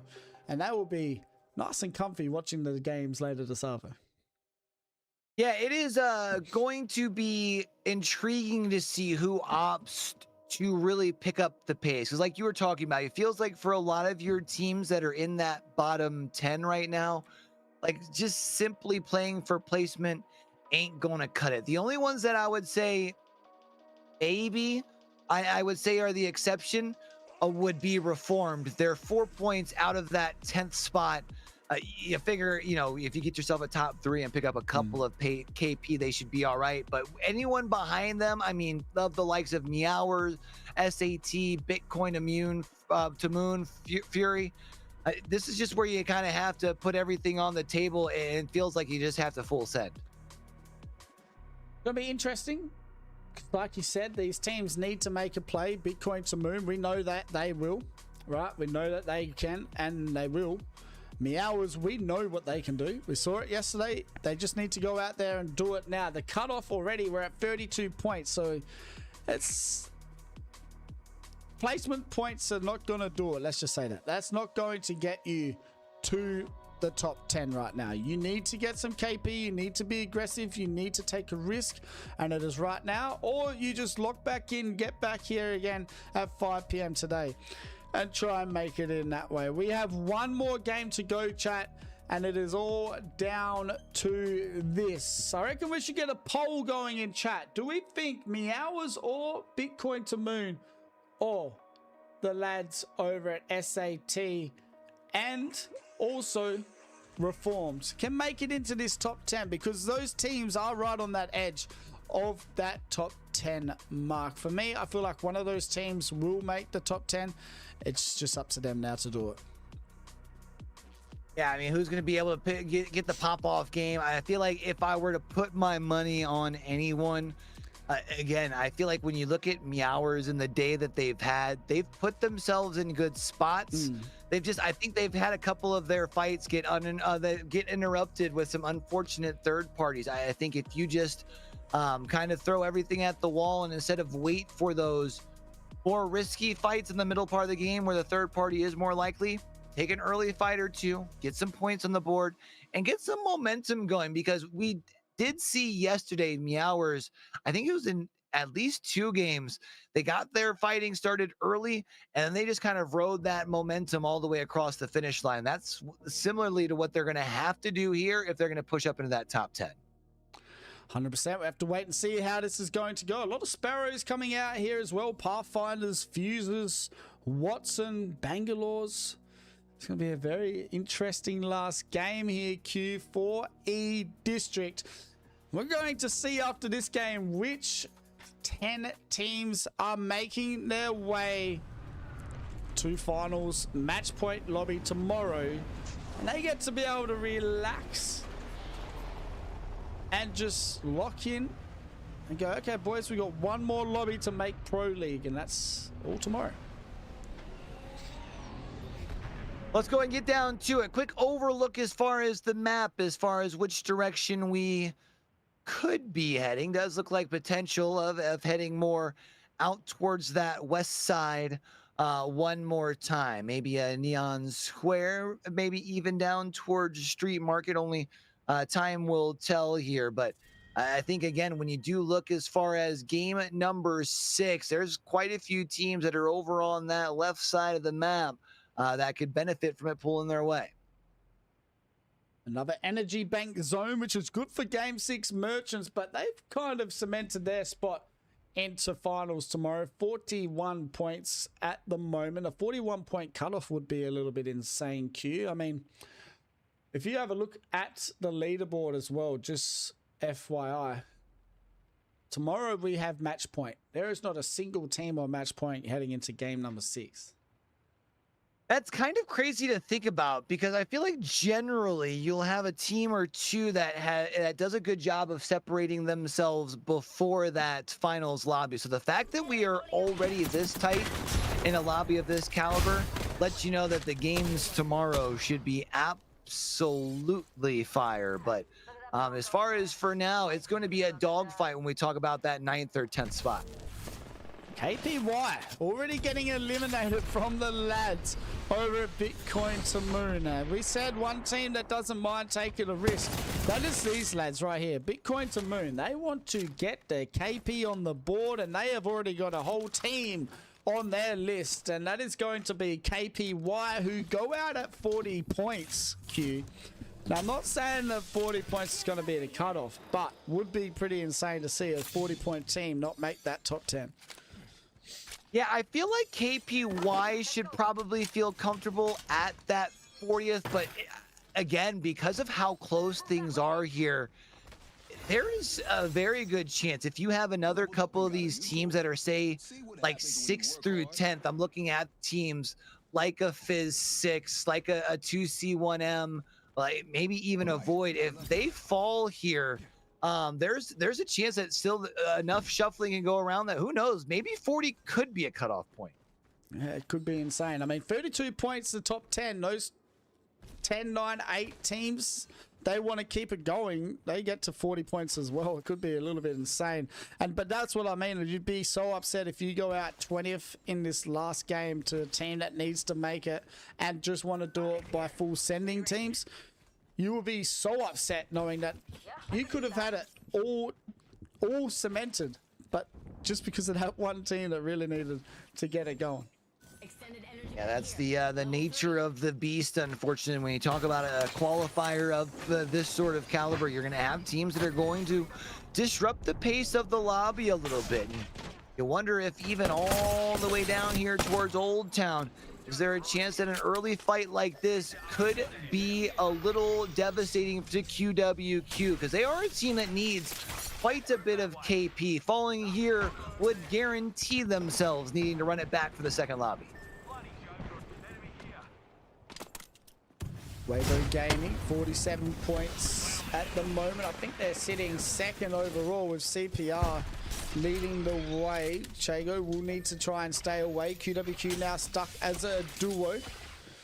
And I think that's just another team coming in to have a look as well. As we can see, CPR, who are winning this lobby at the moment, getting into a fight with Black Hole, I think. And it is going to be a duo v a duo. Easty, still alive. XFPS, still alive as well. CPR now down to a solo, and also Weibo Gaming getting eliminated here in game number 6 at 19th position. Weibo Gaming also should feel fine with where they currently sit on the leaderboard, 47 points inside the ring, looking to try to move a little bit of a different sense of urgency here. Already picking up a couple of extra KP, but inside the ring came into this with 20 points. The cutoff line starting game number 6 was 12. So a win would close that gap. They still need to pick up plenty of KP on top of that, because you can more than likely assume that Last Stand, along with some of these other teams, are going to add at minimum a couple of more points to their tally. Game number 6 is what we are currently watching, our final game of the evening before we see which 10 teams are heading into match point tomorrow. Like, the games have been pretty good to us today, Q. We're seeing not a single team yet hit over 50 points, and the teams that were closest to it, CPI and Weibo, both eliminated here early as well. Yeah, and I think that's going to make that cutoff line when we talk about that 9, 10, 11 spot that much more interesting. When we think back to yesterday, you had a couple of teams that were point sponges, and even with that, it was still only a 2-point gap. And right now, Orange was tied with Last Stand coming into this. They'll look to at least earn themselves a couple of placement points by just simply waiting for the rest of this lobby to dwindle itself down, because when you look at the positioning that they have put themselves at here in the middle of Energy Bank, it feels like it's worthy of the top 10 at minimum.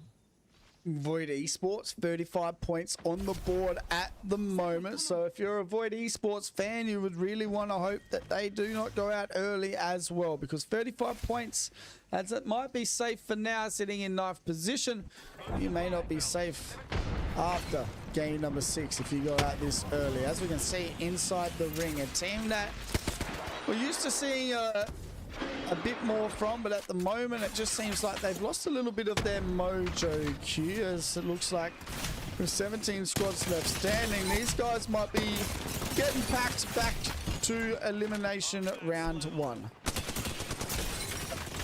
They're trying to get some motion going earlier, but now it's this fight with Black Hole that sees them 1 foot out the door. Only 1 player left alive to try to keep the dream alive. It's Zuka that will try and find some sort of safety. The problem is they are rotating in towards zone, which means they're rotating in towards more people who could potentially end their night. Nice puffy zip, as we can see. We need to be careful. Oh yeah, now that puffy is on him, as we can see. Oh, beautiful jobs from that Pathfinder, being able to get the job done. 16 squads left. Bitcoin to Moon now moving in to get some more KP as well. And this is what we were expecting from this team, Q, and a little bit of a risk to try and get some more KP on their name. Over the top right-hand corner, you'll see Rogue being eliminated, which means Rogue will indeed need to run it back for another set of games here in just a little bit here on the evening. We'll have to try and see what went wrong and hope that it doesn't affect their next series, as we do get to watch a replay of that nice grapple and slide. Reset, beautiful shots from Easty with that hemlock, looking like me in ranked Plat 1 peak. As we can see, Black Hole doing pretty well here in this last game. 47 points on the board at the moment. They'll be pretty happy with their positioning. They trying to stabilize here, as I do believe they have a pylon down, holding off any ordnances that get sent their way, keeping in mind that SAT is one of our teams that was in the bottom 10 heading into this, and they were one of our teams that felt like they were just outside of that range where they could play things patient here in game number 6. It felt like they needed to come in with a different sense of urgency. They have yet to pick up any KP as per now. Maybe there's a chance here with this fight. It does look like maybe also Void looking to try and add to their tally as well. Well, that fuse is moving. He is out of there. Old N, as we can see, getting away for now. 2C1M looking to join the party as well. Gen Z, Trifilo down to Duo. Black Hole still getting some KP, as XXFPS has not had enough just yet. Not yet. They're going to continue to hunt, see just how high they can push this needle. Remember, for Black Hole, they're looking to solidify the #1 spot in this lobby, knowing that that comes with the best draft position for tomorrow. Bitcoin to Moon was one of the teams that we were wanting to keep an eye on going into this 6th game. They're still alive, and they've already picked up a couple of KP. Orange, last stand, trying to find their way into zone as well. The portal coming out. Last stand will try and find their way into zone. It does look like Meow was trying to play home at the moment. Phys6 Gaming, the closest team to them, which would be a little bit crazy if Silly Stepsis sends back Reboot to losers when they used to play together in Pro League as well. But for Phys6, they might be in a little bit of trouble themselves, as it looks like their third party on the height has moved in, and that is Small Fish. Small Fish has pulled up and is sitting up on the high ground as Bitcoin to Moon looking to try and see what they can do with it here. They're on the outside of this building looking to make their way on in. It's Bing that is trying to hold them off with the alternator. The first couple of shots land, the following don't, and instead they'll have to push their way on back. For Bitcoin to Moon, I mean, they still have to find a way on in towards the zone. I think there were like 3 or 4 teams that were around that building they were just approaching. QWQ trying to get some KP as well. Last stand, the closest team to them. I wonder if they will be able to get this reset. And so Meow is going to be able to get the box res here for game number 6. 14 squads still alive as Empire and the lads are trying to figure out where they can play. Let's go and have a look at this zone though, Q, and see exactly where everyone is.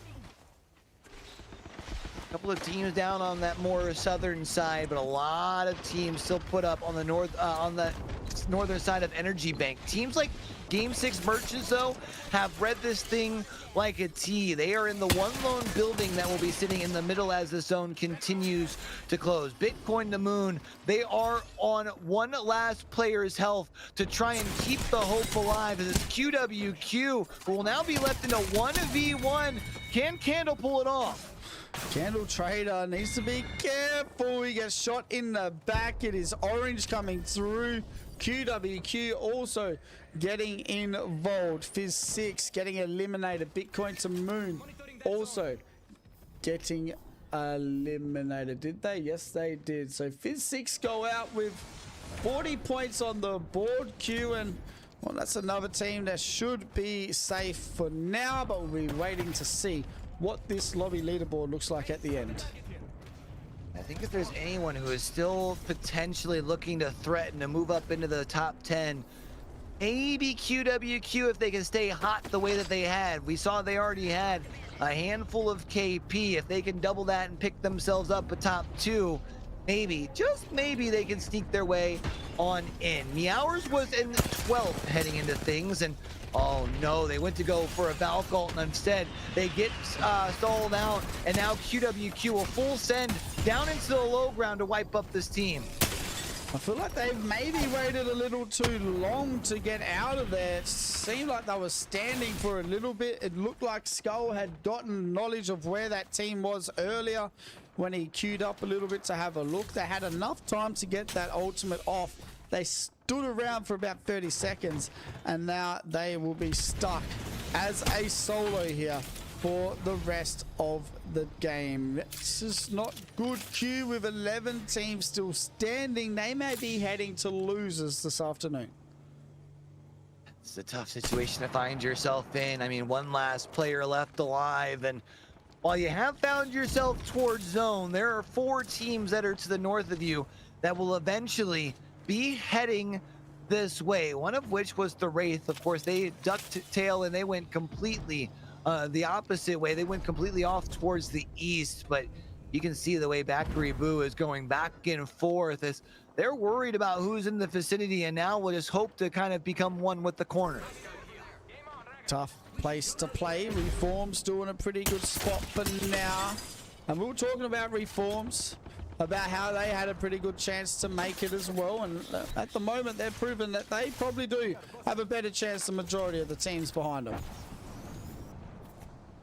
C1M looking to bring themselves back to a full 3. They had a good performance in game number 5 to put themselves in towards the top 10, and as long as they can lock themselves into another top 10 ending here, they should be comfortable moving in towards that grand final. Bakary Boo still just chilling within the corner itself, feeling safe enough to hit the last syringe. I don't know if the sound notification worth the what looked like maybe 5 HP, but it does look like they'll be able to at least get enough time to get that one on off. Black Hole as a full 3. They will have one of the longer rotates here. They are in 3rd place, so they're feeling comfortable. I think he's found the solo as well. He did see Jay, I think, on the right when he was moving back. So this is going to be a full send moment, I think, in a second for this Pathfinder. As we can see, 5 kills on the board already as well. Sitting here for this Pathfinder, BJJ, who has actually dominated today for Black Hole. Been seeing them at the top of our individual performers all day long, and they'll cap it off with another strong performance here in game number 6. Reformed checking back in with them. There are still all 3 left alive on their feet. It will be QWQ Destiny who does end up getting sent back towards the lobby. That's not still yet down to our top 10. Black Hole still moving forward. A lot of teams starting to fight their way into zone. Have to stay here now that I've joined the Wraith. Otherwise we get that Wraith sound and we can see last stand. Well, Fury trying to get some KP here. The longbow absolutely farming at the moment. And well, they're going to have to try and stay alive below. But as we can see, Game 6 Merchants, they're finding their way into zone as well. Fury on the height, sitting up top with only one kill, but in a pretty good spot to try and make their way into the finals lobby tomorrow as well. Yeah, it feels like Fury, though, need to pick up quite a bit of the KP that is currently left in this lobby because they only had 20 points heading into this game. They haven't picked up very many, as you mentioned, along the way up until this point. Of course, if they can simply make sure they stay towards the end, it feels like they should at least pick themselves up a handful. That's crazy. Meow was somehow still alive right now. He has 3 kills as well. They can just keep making their way into that top 4, top 5 situation. They will get points and more points than Fury and Sat still, just because they were in front of them already by a fair few. As we can see though, Game 6 Merchants needing to be careful. The Wraith trying to be sneaky. Beautiful triple take shots up here from Fury, but Fury now down to a duo here for the back end. The big fight up here on the high ground. If Void can wipe this out, they should be able to then in turn slowly walk this thing up towards the north. It's a 1v1 here as the Watson trying to use the fences, but I mean, oh, it's not a 1v1. I'm sorry, it's a 3v1, and the Watson is just stuck in a tough spot. SAT getting eliminated. It does look like Meow was also going out at 30th position, so looks like the game, all of a sudden I'm getting a lot of lag. Well, we gotta love that. 7 squads to go. Beautiful R9 shots coming out from 2C1M. With 7 squads still standing, 2C1M, Reformed, and Orange still out here. Also, Fury as well. Also have on that far side Black Hole, who has been going absolutely crazy. I think they're creeping up towards that 10 KP, but 2C1M will continue to stay alive, and I don't know if Reformed got enough falling out in 7th. Reformed will fall out at 7th. They do end up with 32 points on the board, and well, we don't know. That was what the cutoff was before. But Fury, they're sitting just behind them with 29 points at the moment. And we're going to have to wait to see how this game finishes for these teams below. Beautiful nades coming out as well. Blockchain needing to try and stay alive. Fury going to get eliminated. Orange still standing. Game 6 Merchants trying to find their way in. The Newcastle wall does come out. Beautiful L-Star shots. They're going to go down though. 2C1M still standing. We have 3 squads left. Void Esports looking to try and get their victory as they go into the Void to try and stay alive. Beautiful shots coming out. Orange with the wingman as well. The fences. It should be an Orange victory, you'd think. It's a 1v2 situation. And Void Esports take our final game of game number 6.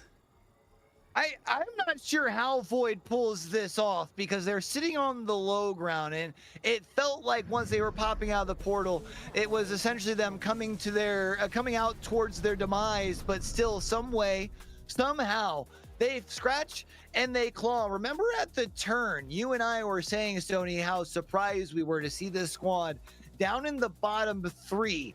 They've won 2 of the last 3, and they are 1 point shy of that top spot. Yeah, massive, massive game for the lads over at Void Esports. They'll be pretty happy with that here in their winners round 1. And well, like you said, they'll be pretty happy because they don't have to play again today. Let's go and have a look at our match summary queue and then have a look at who is heading in to our match point finals tomorrow with their chance to make it into Pro League Split 2. Big game for Void Esports. That number 1 spot for game number 6. Orange in second. 2C1M with back-to-back good finishes as they were also in bottom 5 going into game number 5. Game 6 Merchants and Fury rounding out the top 5.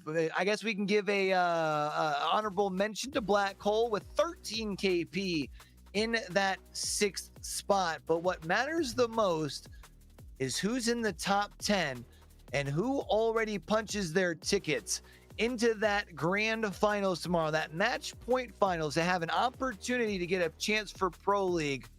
Stoney, show it to us. Let's go and have a look at the 10 that will be heading to that game, and well, Reformed miss out by 1 point. Last Stand will be the 10th team in the lobby for this for tomorrow. So Black Hole, Void Esports, Game 6 Merchants, 2C1M, CPR, Orange, Weibo Gaming, KPY, Fizz 6, and Last Stand will make their way into the finals lobby tomorrow. Unfortunately, Reformed, Fury, Meows, Bitcoin to Moon, Sat, QWQ, Inside the Ring, Gen Z, Trifilo, and Rogue will all be heading back to losers to play the same 10 they played yesterday. And well, they're going to have to do it the hard way here, Q. And this is interesting because if you would have told me that all 3 of Fury, Meowers, and Bitcoin to the Moon didn't make it, I would have told you were crazy. But the fact that they were all just a couple of points to being within that top 10, that's heartbreaking, man. Yeah, it's pretty heartbreaking, but they just need to get back into it now for these final lot of games. We'll have to wait and see how that is going to go from. Let's go and have a look at the 6 winners today, Q.